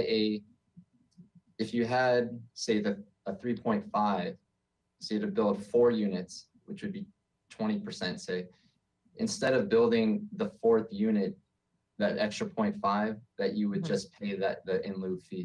So I guess it'd be rounding down instead of rounding up. Correct. It'd be rounding down in terms of actual units constructed, but then charging that fee for whatever remainder fraction wasn't constructed. Sure. Yeah, so I don't know where my colleagues would be on that. That's an important point. If we're talking about a 15% and then some cases could be up to 20. So that's something I think we should discuss here today. So in terms of the discussion, I just want to say I appreciate the questions by Councilmember Alejandro Gutierrez getting into housing authority, because it brings up the whole issue of capital A affordable versus lowercase affordable. And ultimately, the market rate, it's very difficult, if not nearly impossible. And in some cases it is to build just straight up a lowercase affordable projects. And so we have to eventually somehow address that issue with coming up with some kind of funding stream that could replace RDA, Redevelopment Agency, that we lost about a decade ago that was building a lot of these projects. But for the cases for today, I think my fellow colleagues have also made good point is we have this program that has provided a lot of incentives, and we're not getting even the middle income, moderate income housing to the extent that was hoped for back in 2013 when this program came in. But I also have concerns too that some of we say we're for housing, but then some of the things we downzone Milpas, which is some of the more affordable land compared to the central business district. We had to give up on, we had a project at 711 North Milpas that came back, and there was concern about heights and things, but we got 20%. So that project kind of, when we get a 20% on a project, it shows the types of incentives that we don't have to give to get that higher percentage. And so I think for those who are really advocating for the 15, you're going to have to go along with some of these trade-offs that some of us up here have been hesitant to go after in the long run. So for today, though, what I could support is I think that we do need to go to the 15%. But I would like to keep the central business district out of it for now until we have the full discussion on the FARs, which is it later this year in December or so, because I think we might be able to craft incentives there that could really help us get the type of housing we need there and give us more time to understand what those incentives are that we could create for the central business district. Because ultimately, that's the place that we want to have as much of our housing as we can have, because it is downtown, it's environmentally sustainable. And just putting a 15% on there, I don't know if it's going to stifle building or it could create it. I don't think any of us know. But I think having that discussion within the confines of the floor area ratio and the types of incentives we could come up with would actually probably better behoove us to do that, because we could have more of a discussion and see what types of incentives we could have and do it in a timely manner. So, and then the other issue is after the discussion, I understand it better. I appreciate Councilmember Jordan earlier comments about the state bonus density in our program and how they relate to each other. So I'm supportive of clarifying the language that our AUD inclusionary is for the moderate income, whatever the language to clarify that. But in the end, I'm with my colleagues, but I would like to hold off on Central Business District until we can have the discussion on the FARs later this year. Thanks. I will go ahead and make my comments. Madam Mayor? I haven't made my comments. I just wanted to make my comments before other people had a second bite at the apple. I don't have a comment. I just wanted Question? Brooke if she could explain to the public what in lieu fees mean. Ms. Brooke or Ms. Doubles? It's a good question. Sure, happy to, Madam Mayor and Councilmember Gutierrez. So an in lieu fee in this context refers to, it can come into play in a couple of situations. For one, if you have a smaller housing development, let's say 5 units or so, it can be very hard to then dedicate 10%, which is one of those units, to be rented at a lower income or moderate income. And so the developer has the option of instead paying a fee. So instead, or in lieu of building the unit, they pay into this fund that Ms. Doubles discussed earlier. That would eventually, the intention is that eventually is used to actually build units when we can accumulate enough money. So it's an offset to not providing the affordable units on site. The in lieu fee is collected by the city and goes into a fund to eventually build units when we can get that money. Does that help? You. Yes, Sure, you're welcome. Ms. Brooke, while you're there, so you are recommending a new economic study when we come back to make further changes to the program, is that right? Madam Mayor, I would say if we were to carry out the recommended changes that we are currently studying and will be discussing with the Planning Commission and Council over the next 6 to 8 months, enough development standards will have changed, enough will have changed in the economy that I think it would be the right time to have another economic feasibility analysis crafted with all of that in our world understood, and then have recommendations for what would be the maximum amount of affordability that we could require without making projects infeasible. Right now, we're in this situation where it's been 1.5 years. Some things have changed. We were told earlier that it would be slightly marginal to require 15% inclusionary, given what was studied in February of 2019. By the time 2 years have passed and more has changed, I would recommend a study at that time. Thank you. Well, that's where I'm coming down today, is that I'm not comfortable going to 15% without the assurances of more data points and the study. And, you know, it's easy to say that the program isn't producing affordable units. That's mostly because of the demise of redevelopment, and we don't have that income stream. So a more accurate conversation would be how do we create that revenue stream so that we can have affordable units? That's why they're mostly market rate. And so we're doing the best we can with these incentives, you know, not gifts, because we are in a housing crisis, which we forget sometimes, right, to use those words. And this is a program that is producing housing. And I'm at this point more comfortable keeping it at 10%, even as I hear from people that I respect greatly to move it up to 15. And a lot of our conversation lately has been, how do we put housing downtown and how to create incentives? And we have a couple of projects coming forward under what's there now.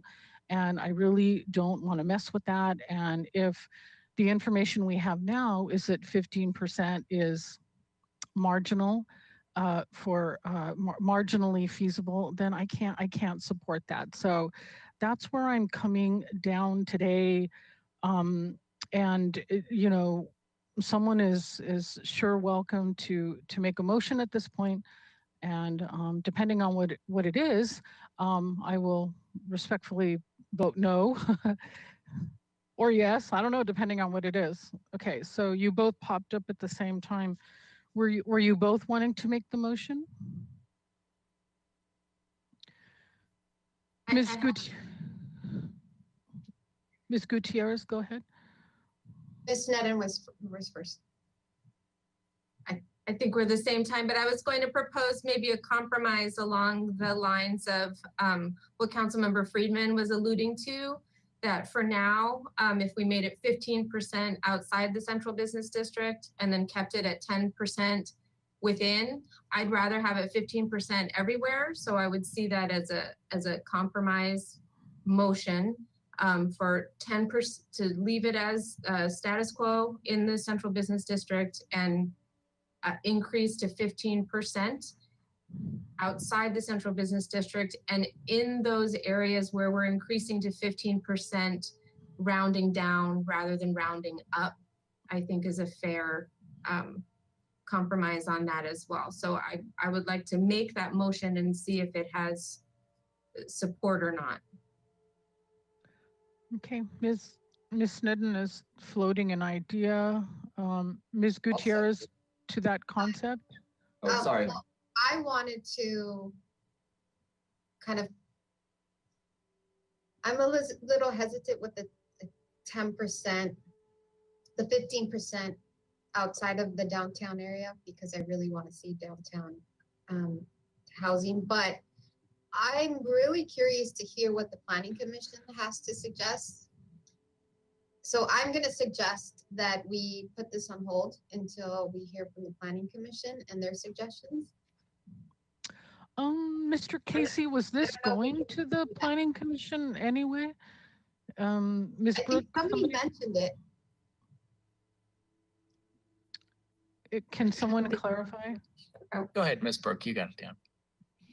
Thanks. Madam Mayor and Councilmember Alejandra Gutierrez. Yes, an amendment to the zoning ordinance must go through the Planning Commission with a recommendation to City Council. So if any changes were proposed to this ordinance, because it's in Title 30, the zoning ordinance, it would require a stop at the Planning Commission. And I just want to make it clear for those folks that are probably out there saying, why isn't she increasing it? It's like, I do want to see more housing. But in reality, when it plays out, I want to have all the factors because I want to be able to make the right decision. And I think that there's a lot of information still out there that we haven't been presented with. So that's my proposal. Well, it's going to go to the Planning Commission. So, and I think that was a formal motion. Did Mr. Friedman second it like it was a, it's not just a concept we're talking about, it's an actual motion. Mr. Kalan, okay, he was, I think, being our parliamentarian. Ms. Harmon, go ahead, please. Thank you, Mr. Kalan. Okay, thank you, Madam Mayor. Well, I will just confine my comments. There's a lot to respond to. I'm just going to confine my comments to the motion on the floor currently. I too will support this, though I have to be frank that I'm not totally comfortable with it. In fact, not comfortable at all. You know, my neighbors are working folks who live downtown. Our community is downtown. We want to be able to afford to live in our neighborhoods. And I don't love what it says to folks that if you don't have a high enough income, that you're going to be relegated quite literally to the outside of town, or the outside of our downtown rather. And, you know, for many folks, that's great. But for those of us that live downtown and have our community downtown, we really want to see more housing that we can afford. So while I do support this and very much appreciate and understand where Mayor Pro Tem was coming from on crafting a compromise, I do want to make it clear that as we move forward to discuss the other amendments, particularly FAR, that I will be looking and advocating strongly to increase the inclusionary percentage in the CBD when we get to that point in future discussions. But for the purposes of today's vote, I will be supporting the motion as Mayor Pro Tem and Councilmember Friedman suggested. Thank you. Well, if I could just explain to you my thinking, Ms. Harmon, to me, going to 15% is a disincentive to building downtown. So I know I know where you're going if you would just understand what I was thinking. So. I do, and I appreciate that, Madam Mayor, but I would counter that by saying the study said it was marginal at the time before we included additional incentives to build downtown. We now don't require parking in the same way. So, you know, the idea that the landscape is exactly the same and it's even more marginal now, it's just not true. So like I said, you know, I understand, I think we want the same thing, and looking forward to the continued discussion. Thanks. And if I would just a little tiny counter on my part about the economy changing because of the pandemic. So I think a lot of things have changed, but I acknowledge that you're saying that we made some incentives with the setbacks and the open yard and et cetera. Okay, who was next? Are we still in discussion time? Ms. Sneddon, Gutierrez, and then Jordan, as the way you're lined up there. Go ahead. Thank you, Madam Mayor. I'll be very brief. And if there were a friendly amendment to the motion, that if there was a will from the council to go to 15% in both the CBD and outside CBD, I would be completely in favor of that.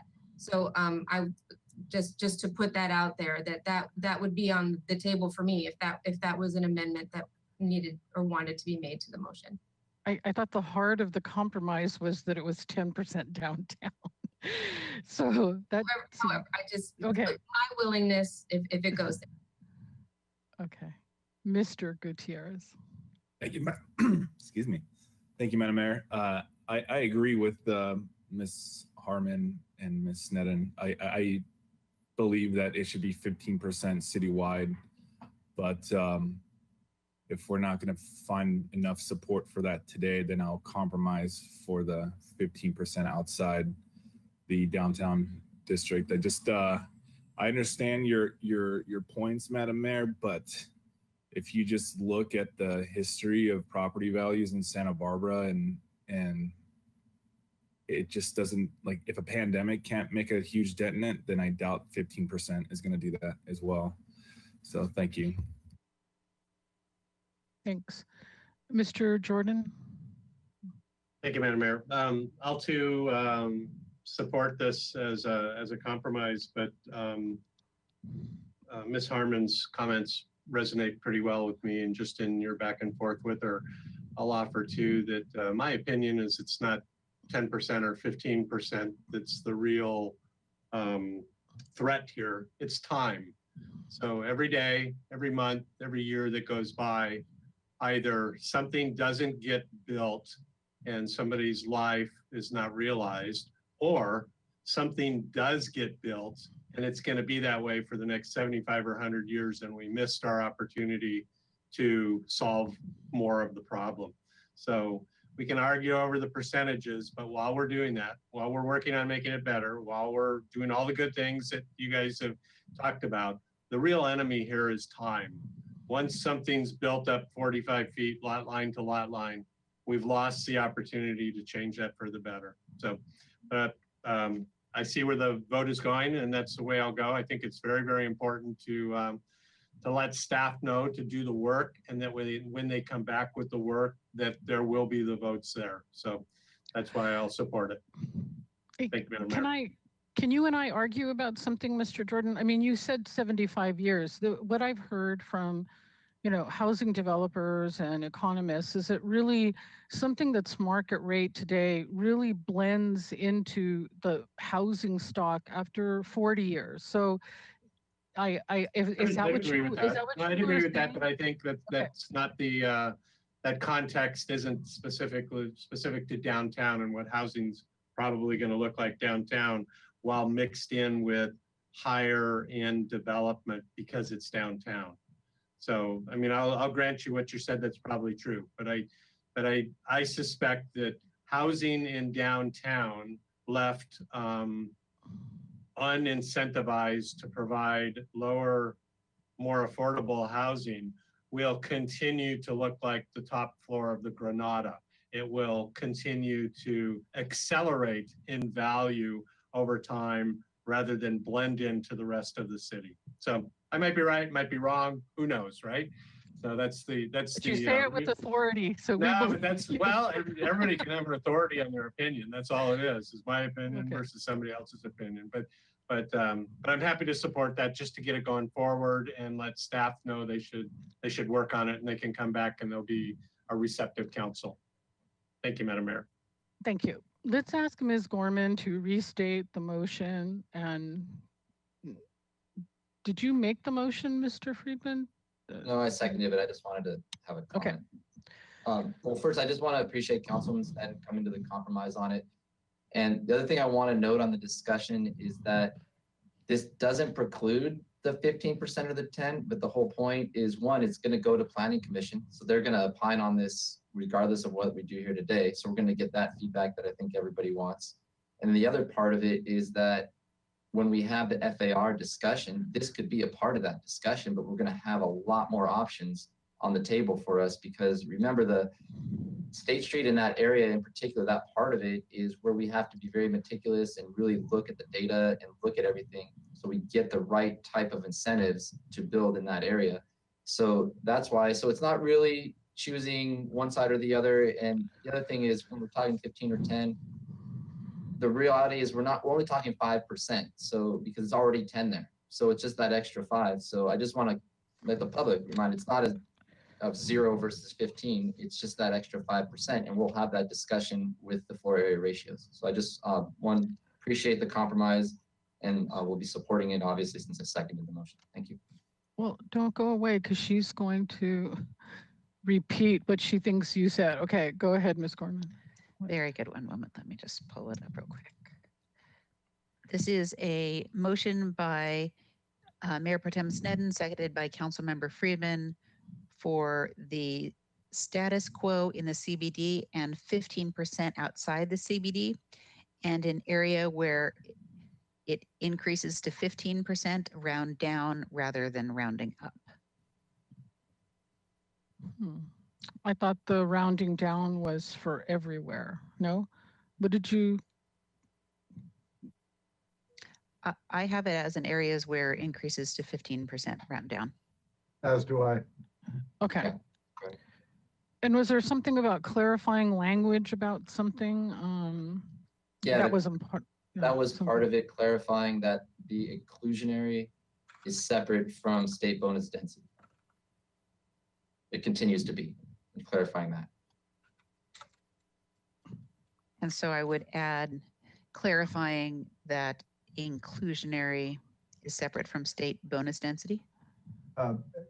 If I might, Mayor and Mayor Pro Tem Sneddon on the motion, I think what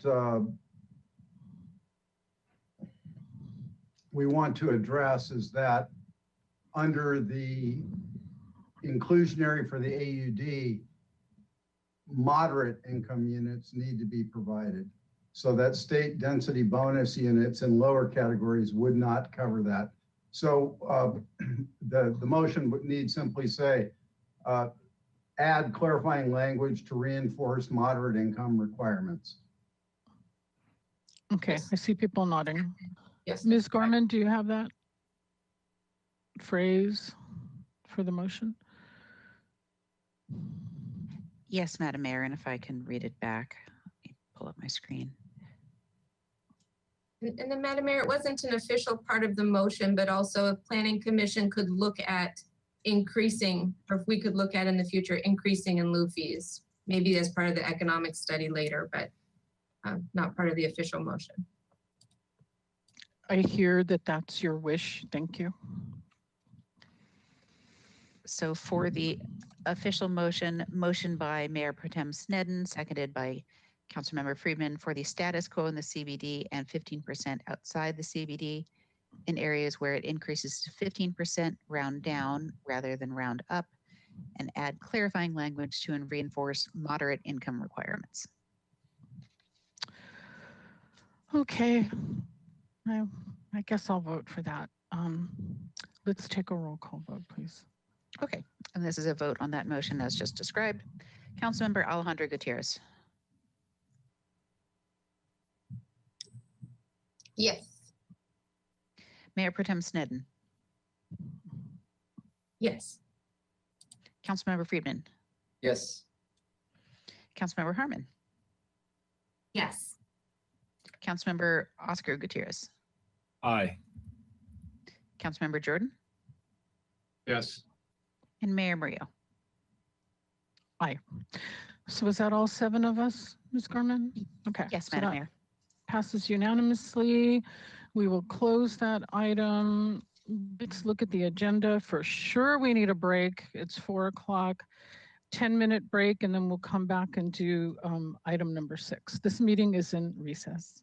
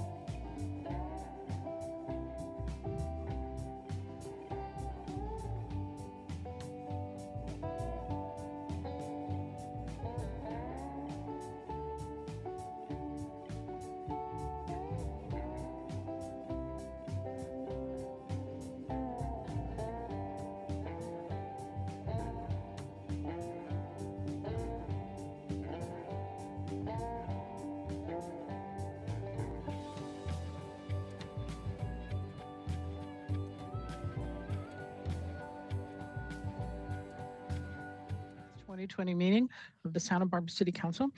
We're on item number 6. If you would read that into the record, please. Very good. Item 6, capital improvement projects status report. Who is coming on? We're ready. Mr. Demore, how are you? Thank you. Okay, Very good. Take it away. Thank you, Mayor Murillo, members of the City Council. My name is Brian Demore. I am Acting Public Works Director, and I just wanted to make a few quick remarks on this item before introducing our presenter. As you can imagine, the Capital Improvement Program has not been spared adversity due to COVID-19. And in times like this, the city's Capital Improvement Program becomes a very important economic driver for this community. When Governor Newsom issued the initial stay-at-home order back on March 19th, critical infrastructure sectors were allowed to continue working. Projects within the city's capital improvement program fall within these critical infrastructure sectors. Despite some uncertainty about future revenue streams, it was important to continue projects for which funding was secure. Projects that were under construction continued, and some were able to thrive given an initial dramatic decrease in traffic. I think there were, in the initial weeks of the stay at home, it seemed like it was public works projects in construction, and the postal service was about the only thing you saw out there. So that was actually a help for some of the paving projects, having less traffic out there. Project administration and design were immediately transitioned to a completely digital process. And with very few exceptions, all work has continued on schedule. Staff quickly developed new practices and adapted to using different tools in order to advance projects during the pandemic. Many of these changes have been helpful for the cost-effective delivery of projects. As you'll see from this presentation, the city's capital improvement program continues to provide the community with a sustainable foundation to thrive. With that, I'm going to turn it over to Ashley Hsu, who is our acting city engineer. Take it away, please, Ms. Hsu. Thank you, Mr. Demore. Good afternoon, Madam Mayor and members of the City Council. My name is Ashley Hsu, acting city engineer for the City of Santa Barbara. And this item before you today is informational only, and no action is required of the City Council. Today, I'll be presenting capital project highlights with a particular focus on accomplishments made during fiscal year 2020. Next slide, please. As Mr. Demore mentioned, our capital program continues to be very strong and supporting a very heavy workload, even despite the challenges presented due to the COVID-19 pandemic during the second half of the fiscal year. As Mr. Demore mentioned, the pandemic has substantially impacted city revenues, as you're all well aware. In response to cash flow concerns, almost $6 million in various Measure C project budgets were reduced from the FY20 capital budget. As a result, the second of two major pavement rehabilitation projects that were planned for FY20 was delayed to FY21, and that project is now in construction, but award was delayed to fiscal year 21. Next slide, please. The next couple of slides summarize the really large volume of completed construction projects in fiscal year 20, 27 projects to be exact. And the projects span a wide variety of disciplines with water, wastewater, airport, and streets, all seeing multiple projects completed. And the majority of this work was funded through grants or loans. Next slide, please. Overall, our projects met the engineering division's Paradise Performance Program measures for limiting both project soft costs as well as change order costs. And as an example, for the year, the total change order percentage was 1.9%, which is well below our goal of 5%. And over the next several slides, I'm going to highlight several of these completed projects for you. Next slide, please. The La Colina Force Main project was completed in the spring of 2020 and installed 3,200 lineal feet of new pipe to provide a redundant force main and prevent sewage spills and improve reliability of this critical system. Next slide. The East Beach Townhomes water main project replaced all of the 1970s ductile iron pipe that was originally installed by the developer. And this pipe had experienced repeated failures due to the corrosion as a result of the high salt content and of the soil in the beach environment. Additional valves were also added to improve redundancy of the system. Next slide. The Coast Village Circle Rehabilitation Project was completed in December of 2019. And this project was a result of the January 2018 debris flow and the subsequent emergency response, which caused substantial damage to Coast Village Circle, which is the frontage road between the freeway and Coast Village Road. And the city was fortunate to receive FEMA funds to restore the roadway to its pre-disaster condition by reconstructing the roadway.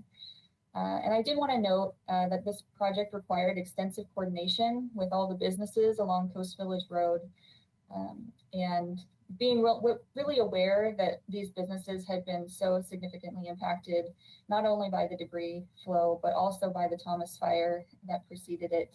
And we worked hard to work with the businesses and the employees who rely on parking on Coast Village Circle to make this project a success. Next slide, please. The Lower State Street Railroad Improvements Project was fully funded by a Railways Highways Crossing Program grant, or what we refer to as a Section 130 grant. And this project installed self-closing pedestrian swing gates at all 4 quadrants of the State Street Rail crossing, very similar to the swing gates that come down for vehicles when a train is approaching. We also reconstructed the northwest quadrant curb and sidewalk to meet ADA requirements. And this has been a great improvement and a huge safety benefit to this area that has really heavy pedestrian traffic. Next slide, please. The 500 Street Bridge Replacement Project removed and replaced the 88-year-old bridge over Sycamore Creek in the East Side neighborhood. The project was open to the public in May of 2020 and was primarily funded through the Federal Highway Bridge Program. And the city held its first ever virtual ribbon cutting ceremony to celebrate the completion of this project, as well as the De La Guerra Street Bridge project, which I'll highlight on the next slide. Similarly, the De La Guerra Street Bridge Replacement Project removed and replaced a 105-year-old bridge, this one located over Mission Creek in the downtown neighborhood. And the project was also funded primarily through the Federal Highway Bridge Program and was completed in May of 2020 and was celebrated during the joint virtual ribbon cutting event. Next, I'd like to share with you a quick time-lapse video showing the construction of both the De La Guerra and 500 Street Bridge projects, condensing over a year's worth of construction into a little less than 2 minutes each.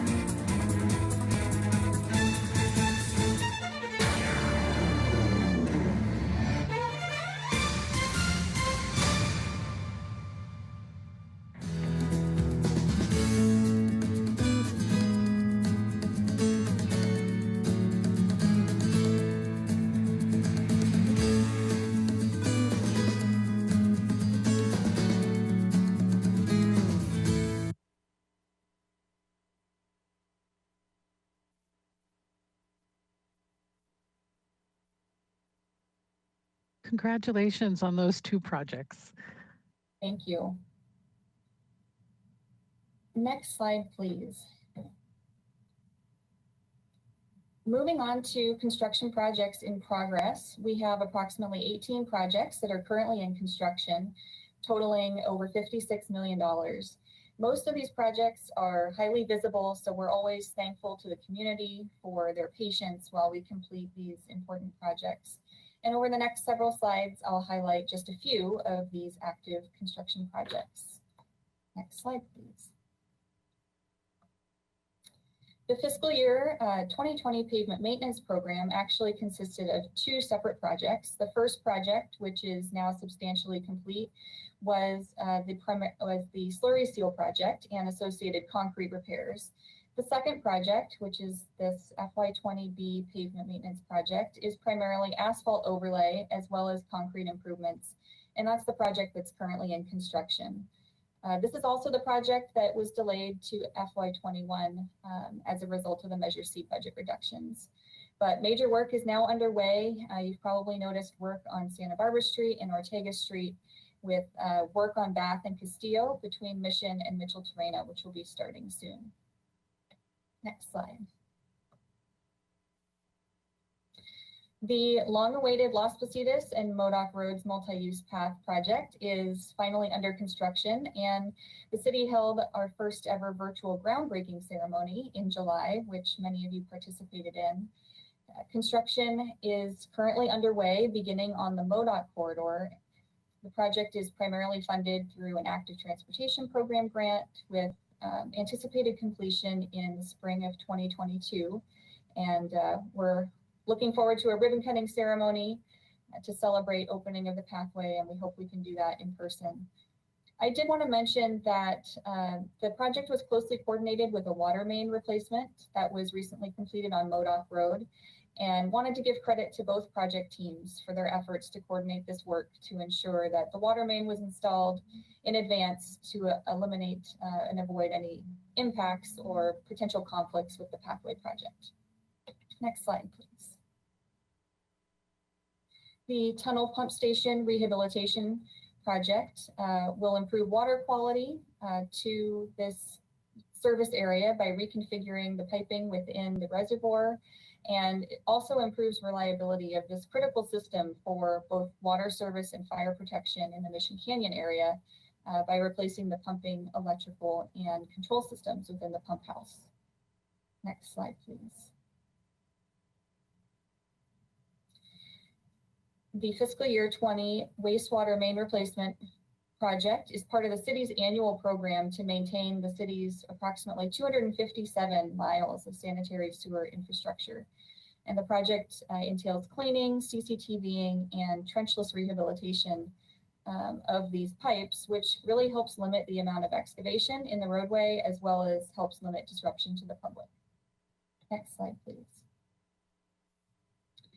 The last two projects in construction I'm going to highlight today are the fiscal year 2019 A and B water main replacement projects, which are part of reaching the city's goal of replacing 2% of the city's water mains per year, which equates to approximately 6 miles of mains per year, which is a really huge accomplishment.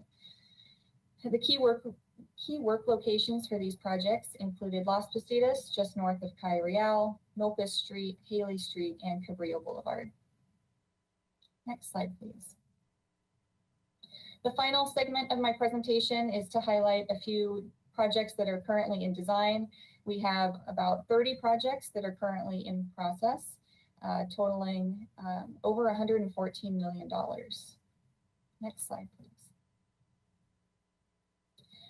One significant project that is actually out of sight because it's located at the El Estero Water Resources Center is the El Estero Electrical Upgrades Project, which is a really critical project to replace 5 electrical substations, as well as the main electrical distribution panel that feeds all the processes in this really critical facility.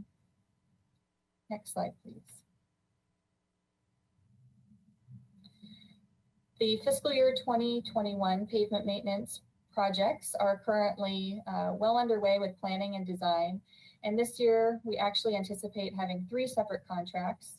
The first contract is anticipated to be a concrete contract that will be going out to bid this fall. A slurry contract will follow in the winter for a spring construction. And finally, an overlay contract will be ready to go out to bid, but we're going to hold it and see how our actual Measure C revenues come in and be able to make a decision on whether the project needs to be scaled back or potentially delayed, depending on how actual revenues come in. Next slide. The next bridge replacement project in our queue is the Carpinteria Street Bridge over Sycamore Creek in the East Side neighborhood. We're just getting underway with preliminary design and environmental review for this project, with construction being anticipated in the spring of 2024. And like most of our bridge replacement projects, this project is primarily funded through the Federal Highway Bridge. Laguna Pump Station Rehabilitation Project. You could skip forward, I think 2 slides, please. Thank you. This project will rehabilitate the aging pump station facility that's located on the beach side of Cabrillo Boulevard. And this project is funded primarily through a FEMA hazard mitigation grant, as well as a Measure C contribution. And we anticipate construction in the summer of 2022. Next slide, please. And the final project that I wanted to highlight in my presentation today is the fiscal year 2020 water main replacement, and specifically the Sycamore Canyon transmission main replacement. I wanted to highlight this project because it's a really great example of staff's ability to quickly pivot and reprioritize work based on unforeseen needs that arise. A 12-inch cast iron transmission line had been installed in the 1950s across private property, down the canyon slope, across the creek, and back up the canyon slope. And a recent failure of this pipe caused some damage to the private property. So it became a high priority to relocate this important line out of private property and into the city right of way. So the new alignment will follow the APS road alignment and will be a big benefit to the area. And with the expedited design of this project, construction is anticipated to begin in early 2021. And that concludes my presentation, and I'm happy to answer any questions that you may have. I'd like to start by complimenting you, Ms. Xu, on the job that you're doing as acting city engineer. I'm hearing good things. So thank you for stepping up. And also to Mr. Demore for the work that he's doing. You're pitching in where we need you. So we really appreciate that. I don't have questions. Any council member, Ms. Sneddon, questions? Thank you, and Madam then we'll check for public comment after. I had comments, so I just wanted to make sure in case I don't have any questions. Thank you. Just a few comments to make, but after public comment, sorry. Ms. Gorman, does anyone look like they have commentary on this item? Madam Mayor and Council, no hands raised or public comment on this item. Okay, so come on and make comments and or questions. Thank you, Madam Mayor. Yeah, I just really quickly, I'm so grateful for the work that's done. I know we all are, and just a few to call out after seeing Coast Village Circle after the debris flow, and it's so hard to communicate how devastated that area was, and to see it come back like that, and all the careful work and coordinating with the businesses, especially grateful for that. And all the water main replacements that we really need, and seeing that process play out with all the coordination that has to happen with the scheduling of the replacements and the road maintenance, and what a great job the city is doing with that. And the bridge replacements, I love those videos. I love to see a good bridge engineering design and carrying through. And I know slurry seals and things, that's a big word in our household, and it's maybe something most people don't like to focus on, but I know it's a really big deal, and I appreciate all the slurry sealing and all of the work on the roads that's happening through the city. It's really beautiful and appreciated. And the El Estero, I mean, we breeze over that, but we've been talking about that for years, that electrical upgrade that just has to happen so badly. And it's just, I don't know, with all that's going on that's uncertain, it's really great to see these projects moving forward. And something the city can really be proud of is the engineering work that we do. And I'm very grateful. That's just my comments. Thank you. Well, I'll go ahead and add my thanks and echo Mayor Pro Tem Snedden's enthusiasm that this is a lot of work that our employees do that keep the city looking beautiful, and those bridges are such an asset to the neighborhoods where now you see people walking their dogs. It's better for walking and safer. Flood control is better. The projects usually include planting native vegetation that's good for everybody and everything. So thank you so much. Thanks, Ms. Xu. I think we're grateful and we'll move on to the next item. So thanks. We'll close this item. And Ms. Clerk, we are on number 7. Yes, item 7, amending the city's grading ordinance, addressing grading less than 50 cubic yards on hillside properties.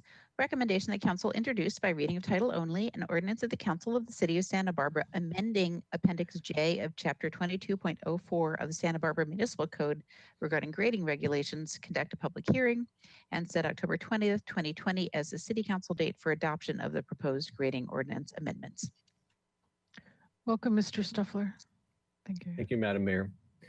Council members, I'm Andrew Stuffler. I'm the building official for the city. And my office also enforces the flood appendix chapter in the building code. I'm sorry, the grading appendix chapter in the building code. I was watching Ashley's presentation and got stuck on floods.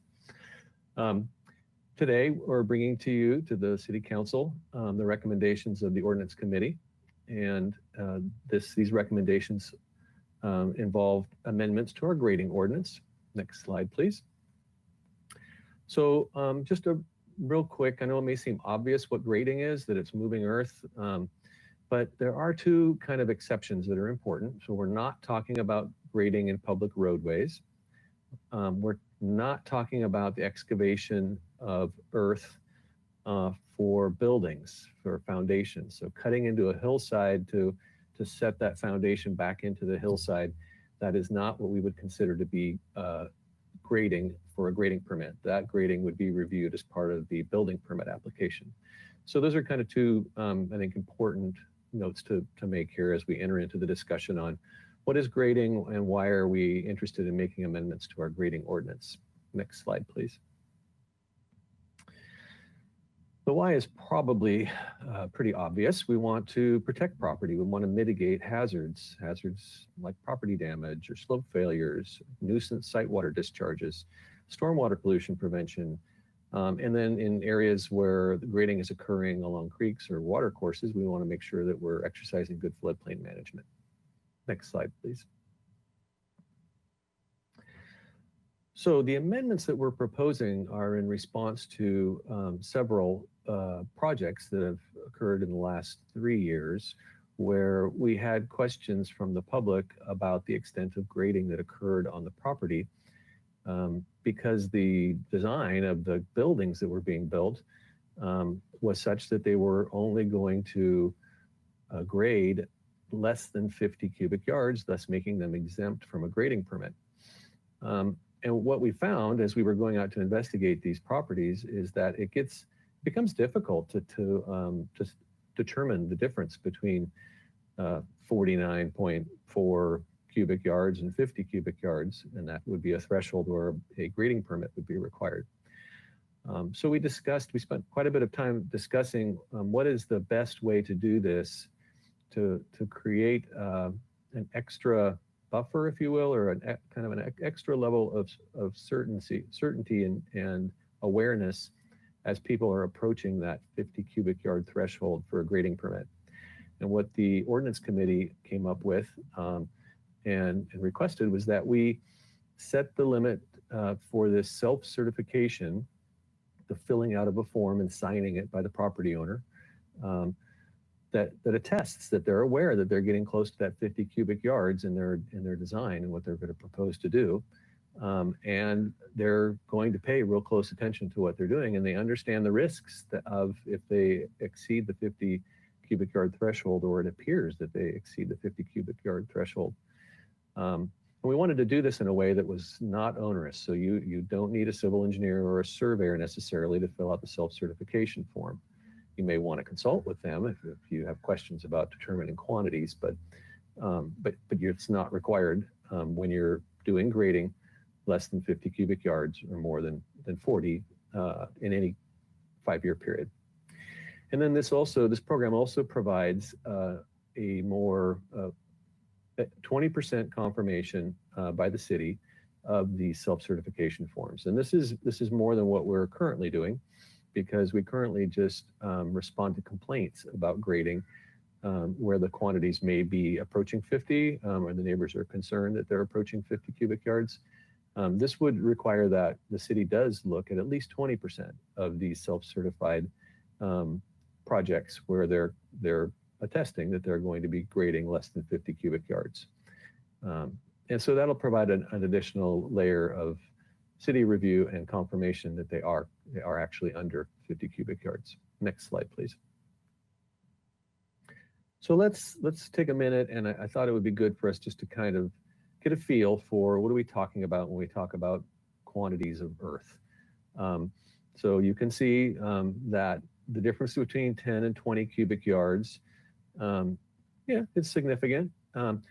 But as you add more cubic yards to this, you imagine the pile of material or soil you're going to have when you're talking about 40 cubic yards or 50 cubic yards. It's a significant amount of grading, a significant amount of earth. Next slide, please.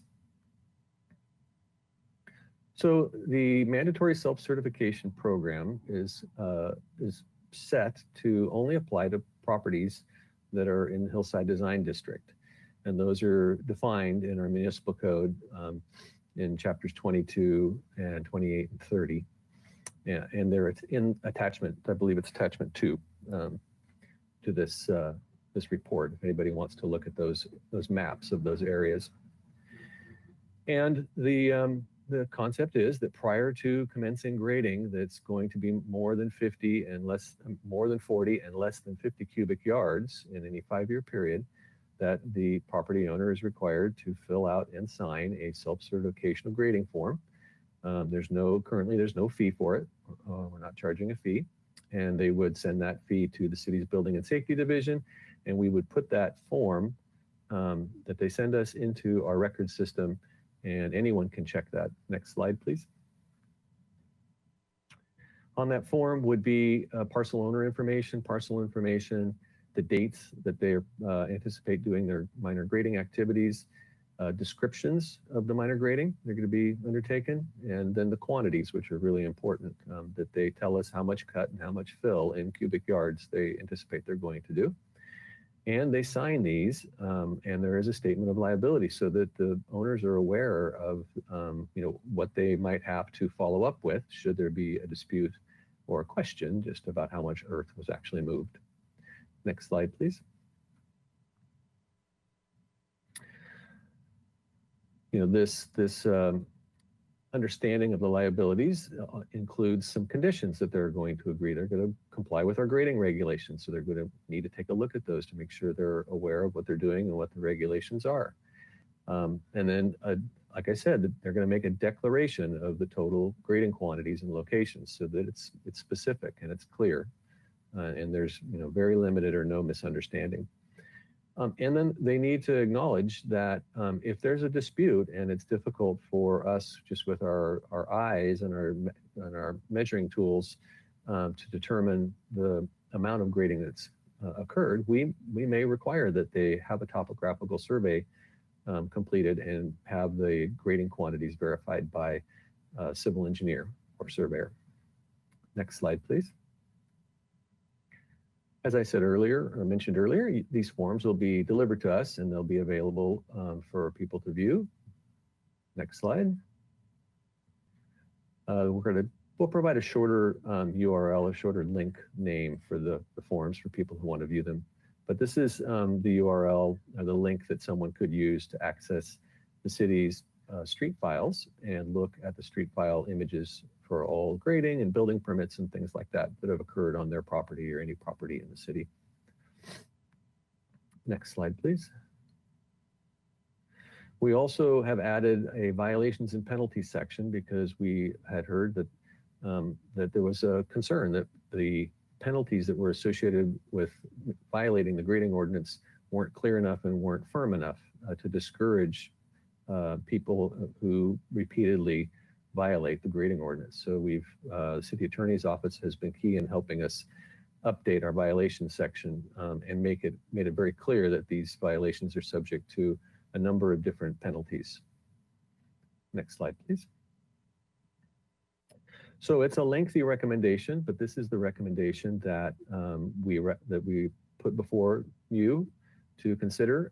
Should you approve this recommendation, we will be back on October 20th to adopt the ordinance with any revisions that are made today.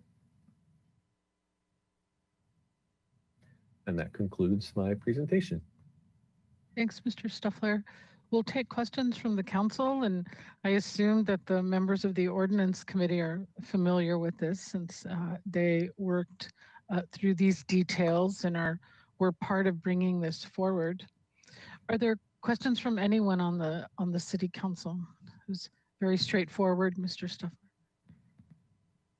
Mr. Jordan, go ahead, please. Thank you, Madam Mayor. Mr. Stuffler, just on slide 8, back a few slides, the section about the last point. I don't really like the word understanding, an acknowledgement of understanding. I'm just wondering what your thought is, or what legal's thought is on making part of this a declaration that a topo survey can be required by the city. So it takes it away from understanding and may, which are just two kind of vanilla, washy, gray area words to me, and clearly puts the city in the driver's seat on, we're telling you and you're acknowledging that if we decide that a topo survey is needed for whatever reason we decide, that you agree to do so. Thoughts? Madam Mayor and Councilmember Jordan, that is how it's written. And I'm going to find it here so that I can read it to you. But it is a little less friendly in the ordinance than it is in my slide. It's a little more certain. Let's find it.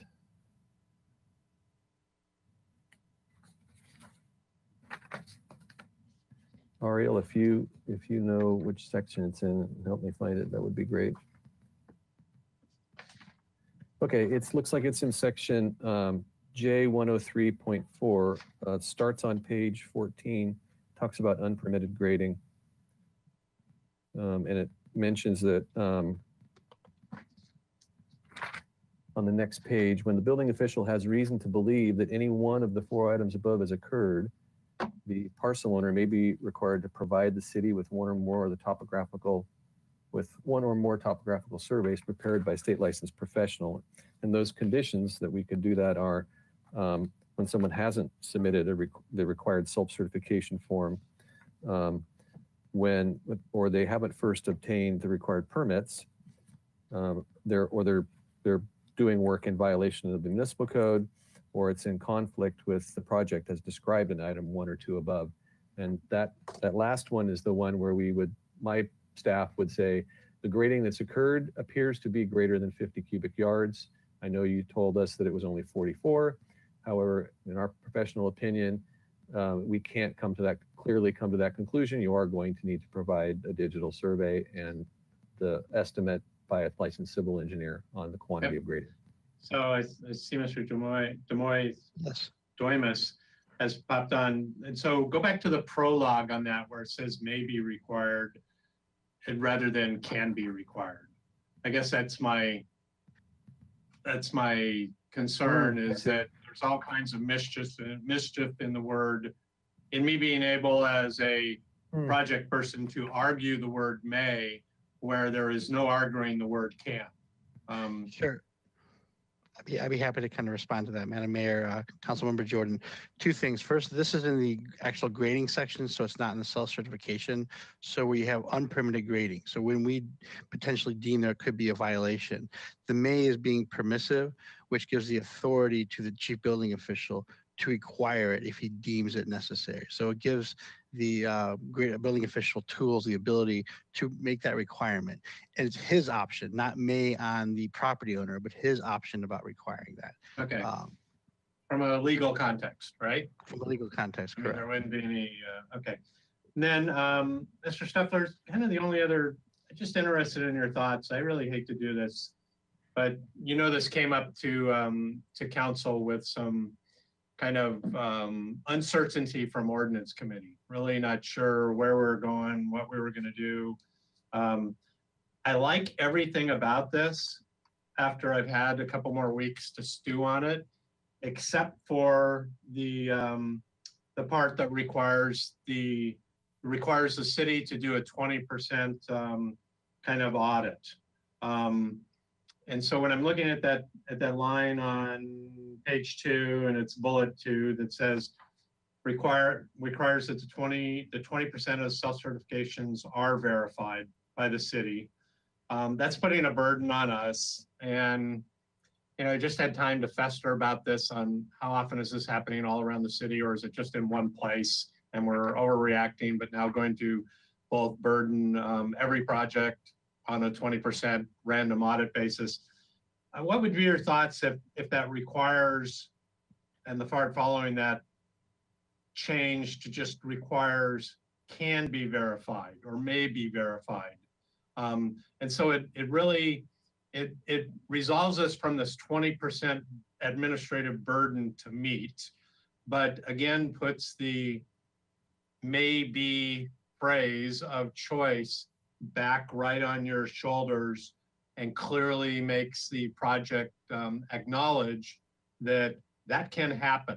And all it takes is either a complaint or you or your staff to just smell it and it doesn't smell right, and we will embark on this path. I hate to ask that question because you've done all this work on it, but I'm just wondering how you feel about that. Madam Mayor, Councilmember Jordan, the 20% factor that we've put in, I think we did that, well, I know I did that to assure the community that there will be verification, that there won't be years where we didn't have enough time to do any verification. But it is the greatest percentage that I think we can do without incurring any additional impact on our workload. We're talking about 40 to 50 cubic yard grading operations. And I'm anticipating that that's going to be a dozen, maybe a year, maybe 20. We probably get more complaints than that about grading, so we'll probably satisfy the 20% with the complaints that we receive. But I want to assure the community that we are making a commitment to spot check these and make sure that people are following the rules and they're not incrementally grading beyond 50 cubic yards at their neighbors and maybe their own expense. Yeah, so correct me if I'm wrong, but I think the way you presented that ordinance committee was you could bear that burden for a year without worrying about it adding to your workload, but you just think it's still so negligible that at the end of the year, we don't have to create another half a position or spend more money. I mean, my goal is to really make this focus on the the action that occurs out there where we know it's happening or we really have a good idea where it's happening, not really add to the bureaucracy of this 20%. So, but you think you could handle that within current workload? I think that that's a safe assumption for us to make as we start off. Okay. Hi, Mr. Kalan. Mr. Kalan, please. Thank you, Mayor, for recognizing me. Councilmember Jordan, I want to add a dimension on the 20%. Before I do that, let me say that there's no requirement that that language be in the ordinance. When Mr. Doimus, Mr. Stuffler, and I were discussing this, we were trying to find a way to manage workload and to make a commitment to the community that we could keep. Reactive code enforcement has a disadvantage of coming in cycles, ebbs and flows. Right. So some days we're terribly behind, other days we're not. Right now, building and safety is buried under a tremendous workload due to the burgeoning land development economy. So 20% is meant to give us an initial sample rate, and we'll learn from that. In the first year, if we find that 3/4 of those have violations, we may decide that we'll ask the council to fund 30% inspections. It's really meant to be a threshold to set a management tool for us to keep a commitment on enforcement. And again, it doesn't have to be in the ordinance if you don't want to codify it. Okay, so I guess my concern there, and again, either of you can correct me if I don't remember right, but my concern there was too, is that we've also made a commitment to respond to actual complaints out in the field. And that 20% was going to serve as a cap, that if we had a bunch of complaints and got to whatever that 20% number is in the first 6 months of a year, that we would not have any of the 20% still to go out and do after that point. I would much rather see that we commit to 20%, but that we also respond to credible complaints. Yep. Yeah, Madam Mayor, Councilmember Jordan, the 20% is not intended and will not be used to skirt or not follow through on complaints that are made. We may end up going out and looking at 32%, who knows, based on complaints. Right. But we have an obligation to respond. And then vice versa, if we only get the equivalent of 5% in complaints, we'll fill the other 15 by random audits, right? Yes.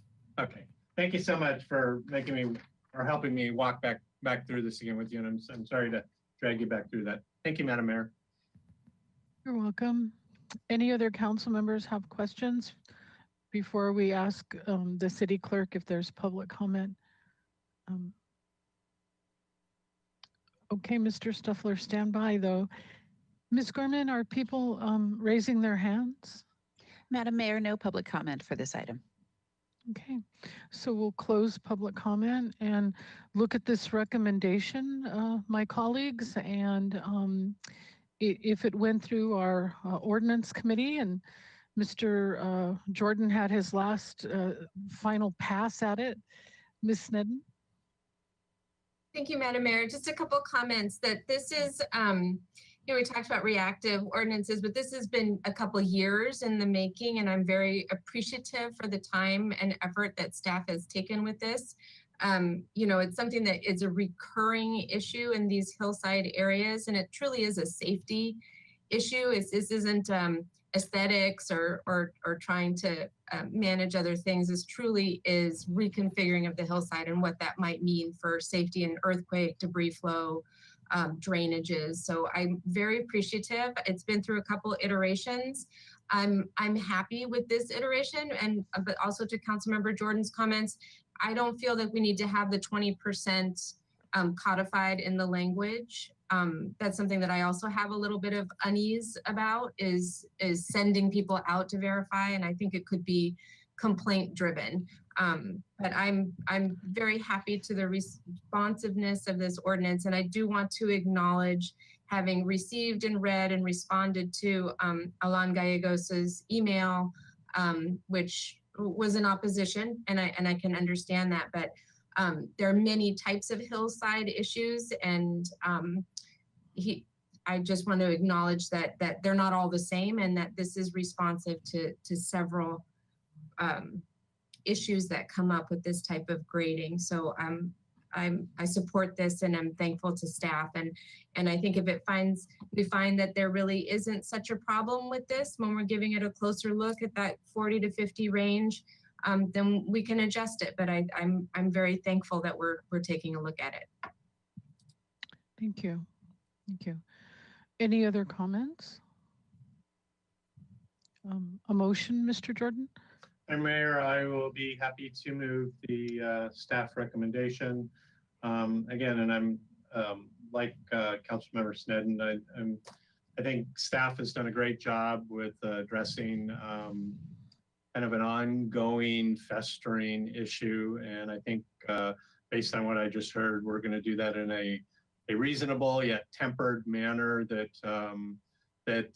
will help remedy the problem more so through word of mouth than actual enforcement. And so I'm happy to make the motion to recommend. Thanks. The staff recommendation. Thanks. And a second from Ms. Snedden. If there's no other discussion, Ms. Clerk, would you take a roll call vote? Thank you. Yes, this is a motion for item number 7, the grading ordinance. Motion by Councilmember Jordan, seconded by Mayor Pro Tem Snedden. Mayor Pro Tem Snedden. Yes. Councilmember Friedman. Yes. Councilmember Harmon. Yes. Councilmember Oscar Gutierrez. Aye. Councilmember Jordan. Yes. Councilmember Alejandro Gutierrez. Yes. And Mayor Murillo. Aye. Okay, that was unanimous. Thank you so much. Thank you to Mr. Stuffler and all the staff members who worked on that. And we'll go right into our final item, which is number 8. Ms. Clerk. Oh, it looks like somebody had wanted to make a public comment. We already voted and so sorry about that. Lindsay Baker, I'll be sure and follow up with her, Ms. Gorman. Thank you. Very good. Item 8. Item 8, appeal of the Parks and Recreation Commission action to deny the removal of the street tree located at 2514 Castillo Street. Recommendation that council deny the appeal filed by Ms. Blanca Benedict and uphold the Parks and Recreation Commission decision to deny the removal of one Eucalyptus Nichols wood-leafed peppermint tree located in the parkway at 2514 Castillo Street. Okay, so land use appeals are a particularly serious responsibility of our city council. It's called a quasi-judicial proceeding and there are specific rules and a format. And so this is how our hearing will be structured. Council members will disclose any ex parte communications. We do that to encourage communications to take place during the hearing in public venue. Staff will give a presentation. There may be remarks from a design review board, or in this case, the street tree advisory. Any of the advising bodies may send a person to make a statement or answer questions. Questions from the council, the appellant will get 20 minutes to make their case. And if you don't use up all 20, we'll save the time you didn't use in case you wanted to clarify something later after public comment. Questions from the council and public comment. So any ex parte communications with the appellant. I will disclose that at the site visit yesterday that Ms. Benedict did mention to me that she was, aside from what was listed in the appeals letter, concerned about fire and the tree being fuel. So I don't see any other council members popping on, so I'll ask for the staff presentation. Hi, Mr. Slack. Hi. Okay, go ahead, please. Good afternoon, Mayor Murillo and members of the City Council. Before we begin with staff's presentation, I did want to acknowledge that the current chair of the Street Tree Advisory Committee, Ms. Maury Tremin, is present. She's prepared some remarks to go into a little bit more detail regarding the Street Tree Advisory Committee's review, discussion, and ultimate recommendation to deny the request for street tree removal. We will be reviewing the appeal of the Parks and Recreation Commission action to deny the removal of a Nichols Willowleaf Peppermint Gums tree located at 2514 Castillo Street. Next slide, please. Start off with some background. We'll look specifically at Castillo Street, the makeup of the tree population on Castillo Street, and specifically the 2500 block where the subject tree is located. We'll take a look at the Santa Barbara Municipal Code, Chapter 15.20, commonly referred to as the Street Tree Ordinance. We will review the street tree removal application process. We'll take a look at staff's appeal findings and ultimately the recommendation. Next slide, please. So Castillo Street is exceptionally long. It runs from the beach at Cabrillo all the way to Oak Park. On that really long street, there's a mix of 14 different tree species. Looking specifically at the 2500 block where the subject tree is located, there are 4 different species of trees on the block where there is only one species of the Nichols Willowleaf Peppermint Gum that we are reviewing. The most dominant species of tree on the street is the fern pine, and the designated street tree species in the city's master street tree plan is the coast live oak. We're estimating the subject tree to be 30 to 40 years old. It is one of only 30 of the species in the city's tree inventory, so it's exceptionally rare, very uncommon when considering the city's tree inventory has over 34,000 trees. The tree is in its mature form. We would consider it to be probably the best example of the peppermint gum in town and a pretty exemplary example of its species in general. The forestry program does maintain this tree. It has been pruned regularly, and it was last maintained on March 5th, 2018. Next slide, please. So street trees are governed by Municipal Code Chapter 15.20, formerly referred to as the Tree Planting and Maintenance Ordinance. It was first adopted by Council in 1964. It has gone through multiple revisions. The last revision took place in 2009. Within this ordinance, it establishes the director's authority to maintain city street trees, and specifically in Chapter 15.20.110, it establishes permitting requirements for planting, maintaining, and removing trees within the street right-of-way. Next slide, please. The department on an annual basis receives several applications for street tree removal. Those applications typically come from homeowners where there's an adjacent street tree in front of their property. These applications are received by the Parks Department and they're reviewed by the Parks and Recreation Director or designee. During this review, staff considers whether the removal is beneficial to the state of the urban forest or necessary for public safety. We'll typically provide a on-site evaluation in addition to reviewing the application materials to assess the condition of the tree. The director or designee has the ability to approve, deny, or refer the application for further review. In the case of street tree denials that are determined to not be beneficial to the state of the urban forest from staff, we typically will always refer for further review.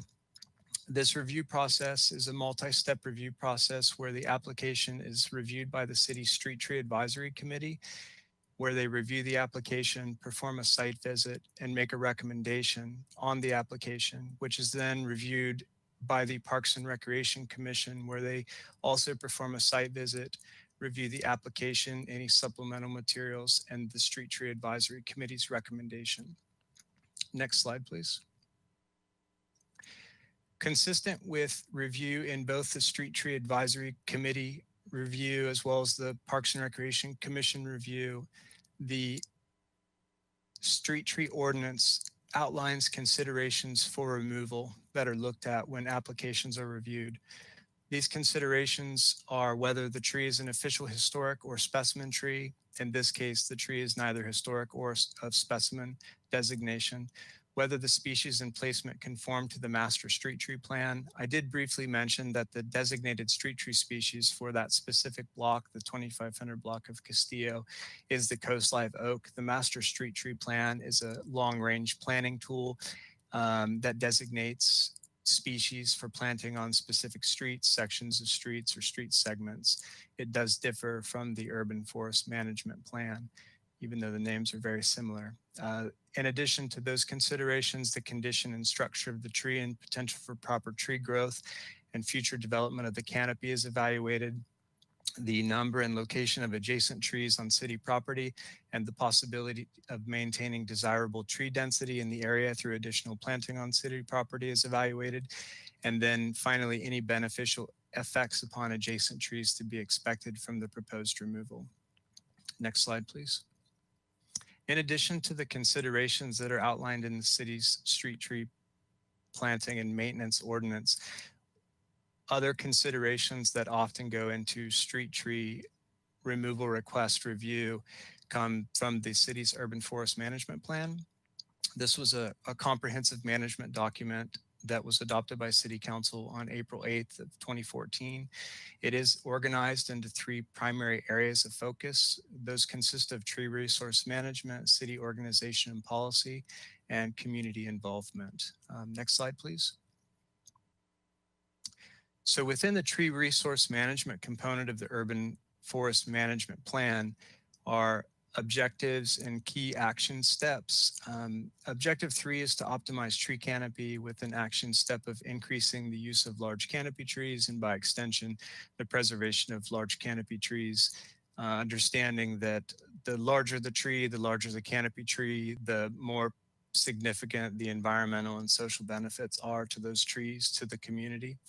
And objective 4, optimize age and species diversity with an action step of trying to maintain existing species diversity, as well as investigating methods for increasing desirable species that are rare. These are 2 key components that are also evaluated specifically at the Street Tree Advisory Committee level when evaluating street tree removal requests. Next slide, please. So on June 9th, 2020, we received a tree removal application for the Nichols Willow-Leaved Peppermint Gum at 2514 Castillo Street from Ms. Blanca Benedict. On the application, reasons given for removal were damage to the public sidewalk in the street, that it was not the designated street tree species for the specific block of Castillo. There were safety concerns related to limb failure, as well as sightline issues exiting the driveway. Staff reviewed this tree and the application and determined that its removal would not be beneficial to the state of the urban forest, nor was necessary from a public safety perspective. So the application was referred to the Street Tree Advisory Committee for review. Next slide, please.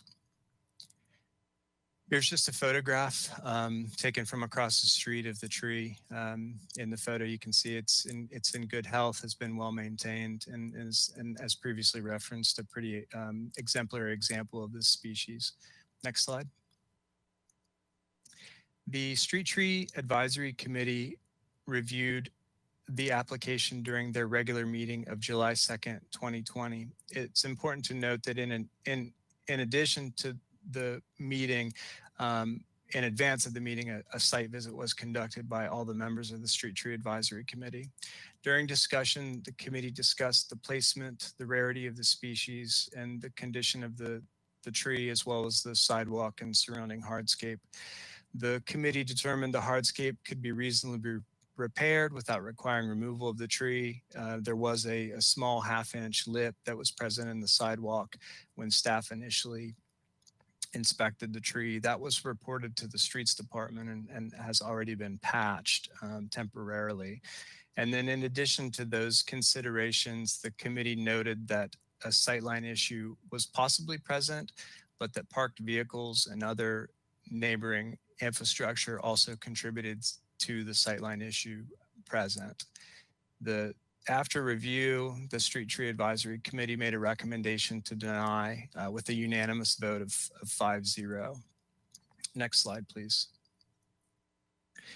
The Street Tree Advisory Committee recommendation was reviewed during the Parks and Recreation Commission's regular meeting of July 22nd, 2020. Obviously, staff advised that the applicant would oppose the Street Tree Advisory Committee's recommendation. There were no speakers present. There were no speakers present during the Street Tree Advisory Committee review either. I neglected to mention that. There was discussion regarding the health of the tree, if the tree had been maintained recently, which it had been. And then ultimately, after discussion and review, the commission concurred with the Street Tree Advisory Committee recommendation and voted unanimously 7-0 to deny the application. Next slide. So in looking at this appeal, staff made some appeal findings specific to this application.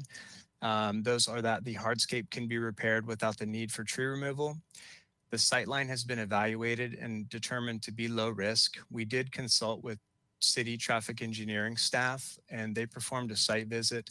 They looked at the tree and the sightline issues that were present. They did identify that the tree is pretty close to the driveway and it has a large diameter, so it does present a somewhat of a sightline issue, but they also commented that there's no history of collisions on the street, and it's also a low volume street, and they felt that the sightline present was low risk.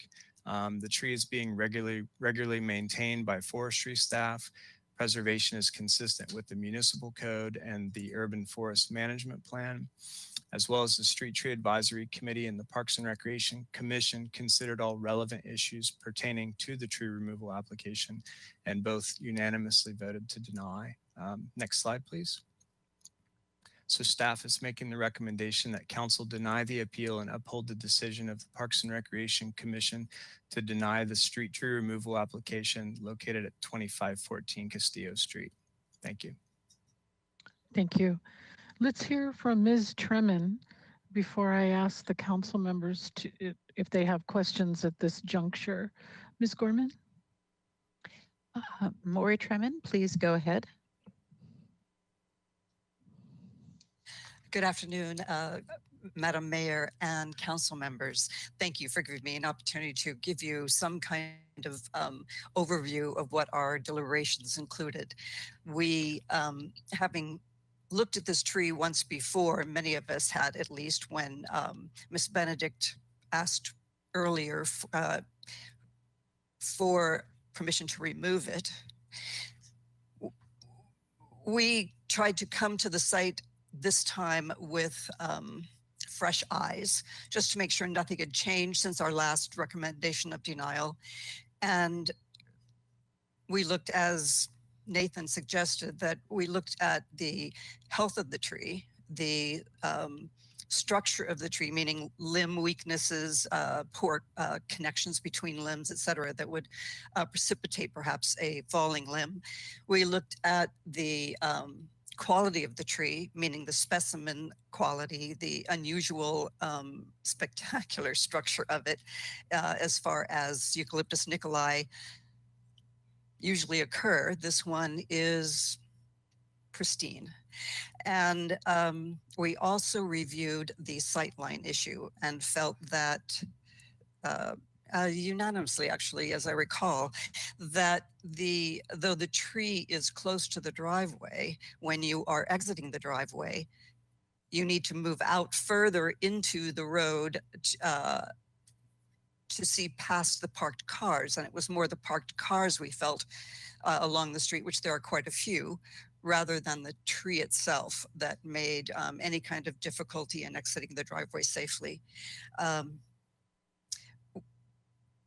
End result was we were unable to find anything that persuaded us that we should approve this request for denial or recommend approval. this is one of those cases in which the value to the community just outweighs the value to the individual resident. And we just felt that we had to, again, request and advise that her request be denied once again. I will remain present for your discussions, and if you have any questions, please don't hesitate to call on me. Thank you. Thank you. I'll ask my colleagues if they have any questions for Ms. Tremin while she's fresh on the line, or for Mr. Slack. Questions from City Council members? Okay, I don't see any. Thank you for your thorough presentation. We don't have questions. So now it's Ms. Benedict's turn. She has 20 minutes. Ms. Gorman, do you have Ms. Benedict on the line, please? Yes, Mayor and Council, Ms. Benedict is on the line, and Ms. Benedict, you're unmuted on our end and also on your end. And I have the timer. I'll be timing the 20 minutes. Whenever you're ready, Ms. Benedict. Okay, do I just speak into the, okay. Yeah, we can hear you perfectly. Go ahead. Madam Mayor and esteemed council members, my name is Blanca Benedict. I just wanted to refute something that was mentioned here in the presentation. The 2500 block of Castillo Street is a high traffic zone. Years ago, with the closure of Las Positas merging with the frontage road, it caused all traffic to Cottage Hospital to exit Las Positas, take Town Road through Samarkand, and straight onto the 2500 block of Castillo Street. This includes Cottage Hospital employees, patients, and all the surrounding doctor's offices, medical, emergency vehicles, and residents of the street. The 2500 block of Castillo Street is high volume rental with multiple residents and vehicles. Residents alone total over 40 cars with on-street parking. It is a main thoroughfare for all surrounding doctors, patients, and employees. Having said that, the reason that it first came to me to make an appeal for the removal was from city employees. I had asked them to cut some of the limbs that were overhanging the driveway. And their thing was they should cut this thing down. It drops limbs, it's a dangerous tree. It's not really good. You can't see when you exit the driveway. So I took it up. I don't know if the city council has been able to look at the packet I submitted to Nathan because it has all the photos of the huge tree limb that fell. They had to take a chainsaw to cut it in pieces so they could remove it. It is a nice tree, a historic tree, whatever you want to call it, but it's ill placed. The trunk of that tree is 4 times the size of any tree on that street in front of my house. And it is dangerous when you pull out. My neighbor almost got hit the other day. And there is heavy traffic. They speed. They don't look well.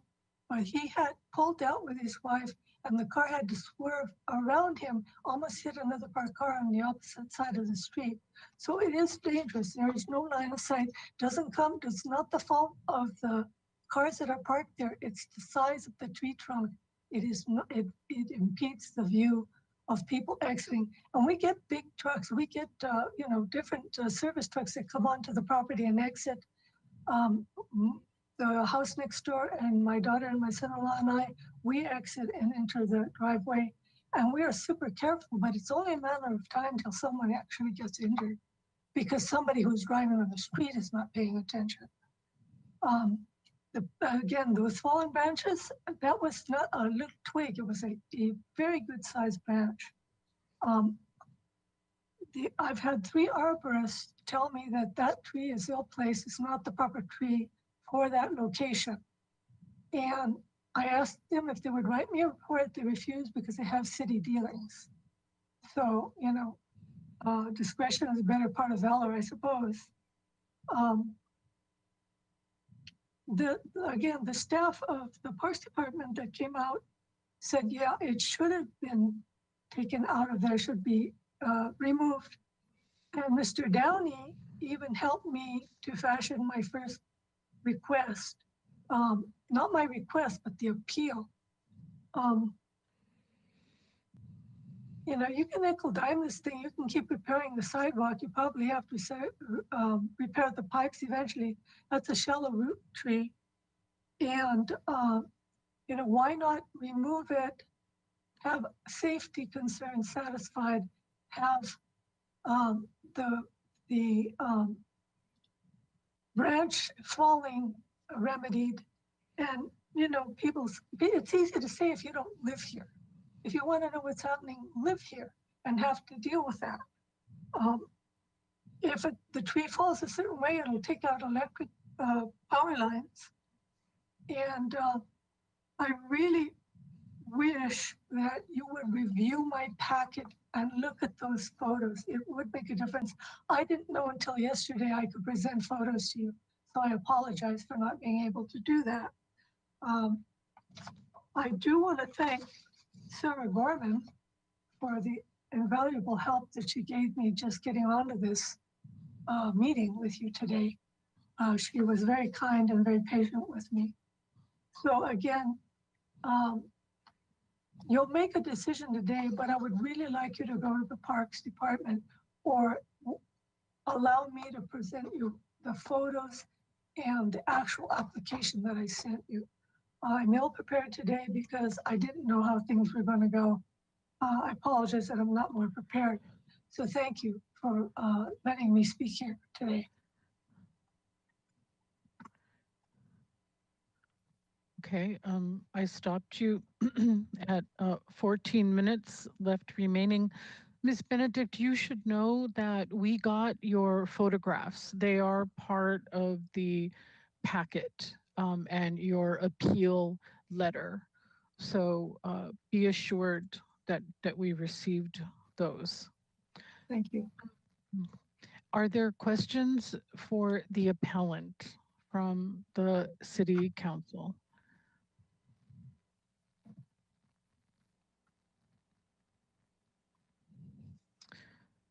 Ms. Benedict, thank you so much.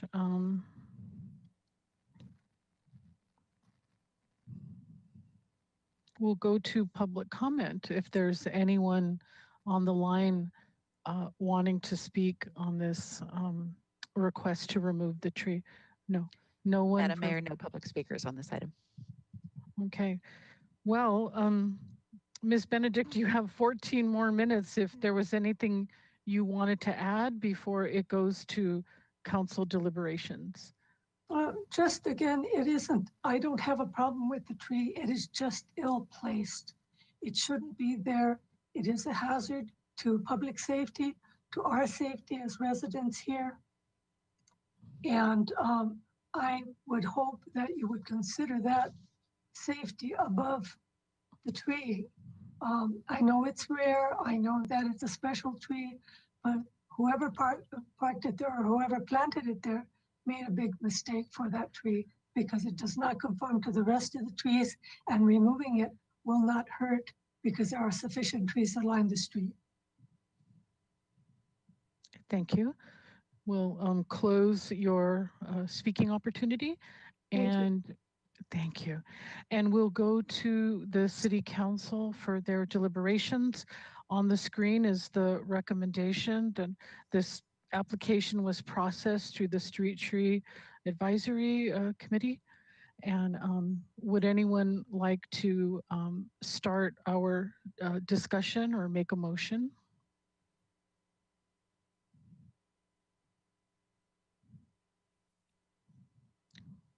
Okay. I don't, Ms. Sneddon, you have the floor.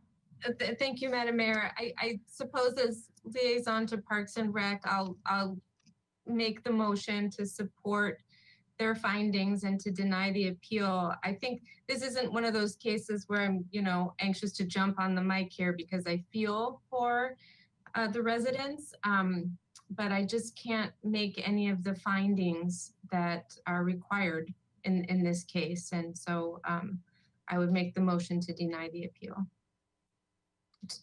And Yes. you would reference the appeal findings in Yes. What's the number of 13 in slide 13? Okay, there's the appeal findings. Thank you. Mr. Jordan, were you going to second that motion? Yes, ma'am, I'll second that. Did you have commentary, sir? No. I'll be happy to make a couple comments. It's to me, that tree is visually is, just without all the technical jargon from our urban forest people, that tree is visually a very integral part of that block. Looks to be healthy. I found its shape and size was complementary to the rest of the block. There are a lot of big trees on that block, and I can also not find a way out of any of those bullets that are appearing on the screen right now for findings. So happy to second this. Thank you. I'm prepared to vote for the motion. Ms. Benedict, we respect our traffic engineering staff. They're some of the finest people working in that field. And if their opinion is that the safety issue is minimal, I do appreciate your position and have a great deal of respect for you. I know you from the community, and appreciate that you took the trouble to make your case. I have to go with the findings, and the tree was beautiful, aside from its biological value and its health, and that the fact that, you know, limbs falling, that question was addressed as well. To stand under it yesterday gave me a sense of peace. And I went and looked at it, you know, from the other side, on the other side of your driveway, and it was just a lovely part of the landscape. And it is part of the public trust. And when we make these decisions, we think about the entire community and the benefit that that tree brings to everyone. So I'll be supporting the motion. Mr. Gutierrez, your opinions? Thank you, Madam Mayor. I agree with you. It's just, I had a different take when I was there on site. I did find it very troubling that the line of sight, it's almost, especially to the left where the tree is, there's a lot of cars parked on that side of the street. I standing there wasn't able to see down the street, and that would be very frightening for me and for my family if I was living there. And yeah, also, you know, there was a tree that just fell recently. I think it was yesterday, and it appeared to be healthy as well. And we just might never know. And a tree that size could cause a lot of damage. So although I agree with all your points, I'm gonna vote to uphold the appeal. Would anyone else like to express their opinion before we take a roll call vote?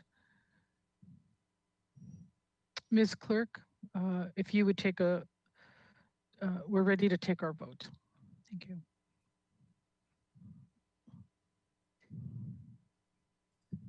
Very good. This is a motion by Mayor Pro Tem Sneddon, seconded by Councilmember Jordan, to deny the appeal and uphold the decision of the Parks and Recreation Commission and support the proposed appeal findings. Councilmember Friedman. Yes. Councilmember Harmon. Yes. Councilmember Oscar Gutierrez. No. Councilmember Jordan. Yes. Councilmember Alejandro Gutierrez. No. Mayor Pro Tem Sneddon. Yes. And Mayor Murillo. Aye. So we have voted to deny the appeal on a 5-2 vote, with Oscar Gutierrez and Alejandro Gutierrez dissenting. Correct. And we'll close that item with thanks to Mr. Slack, Ms. Tremin, other folks who participated in that.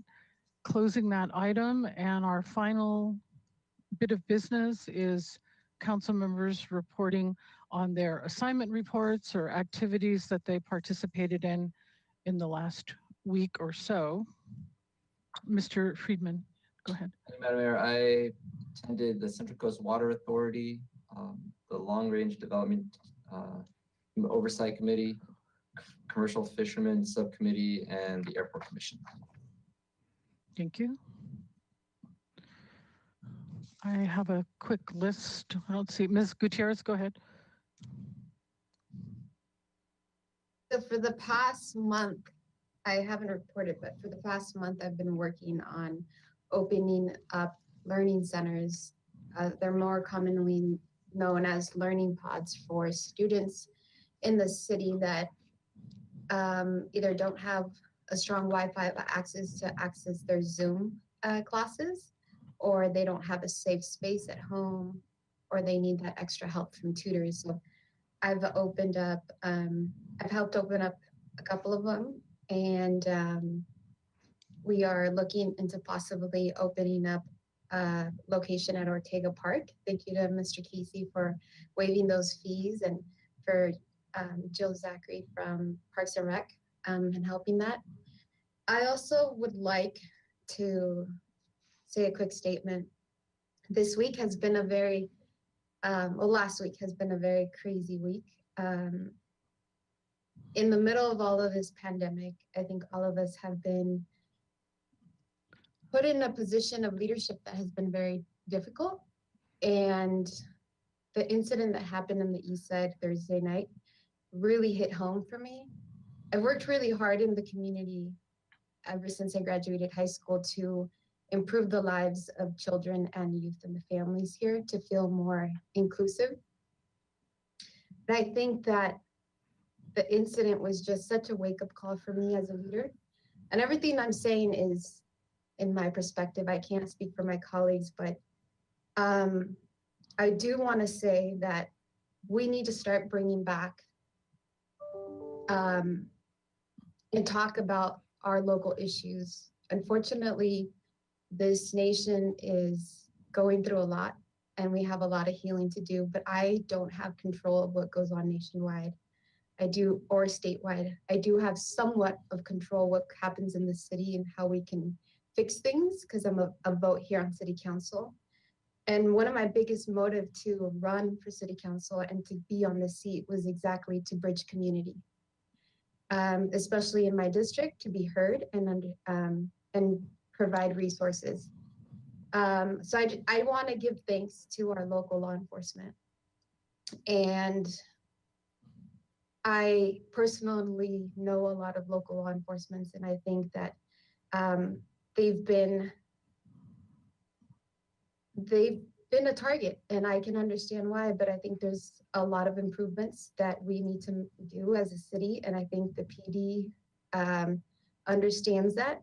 I don't tolerate racial profiling. I've been a victim of that. I don't tolerate police brutality, but I really believe that in this city, we have good officers that went into this career to be able to, again, to bridge community. And for all of the new officers, because for the community, I don't think they understand that we have a lot of new officers.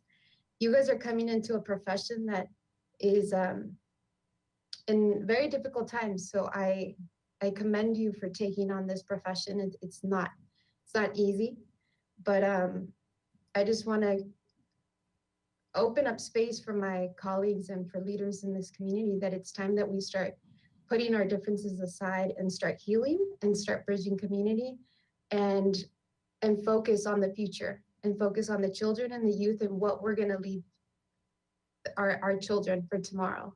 And as adults, we make those decisions on how this city is going to look in 10, 15 years from now. That's all. Thank you.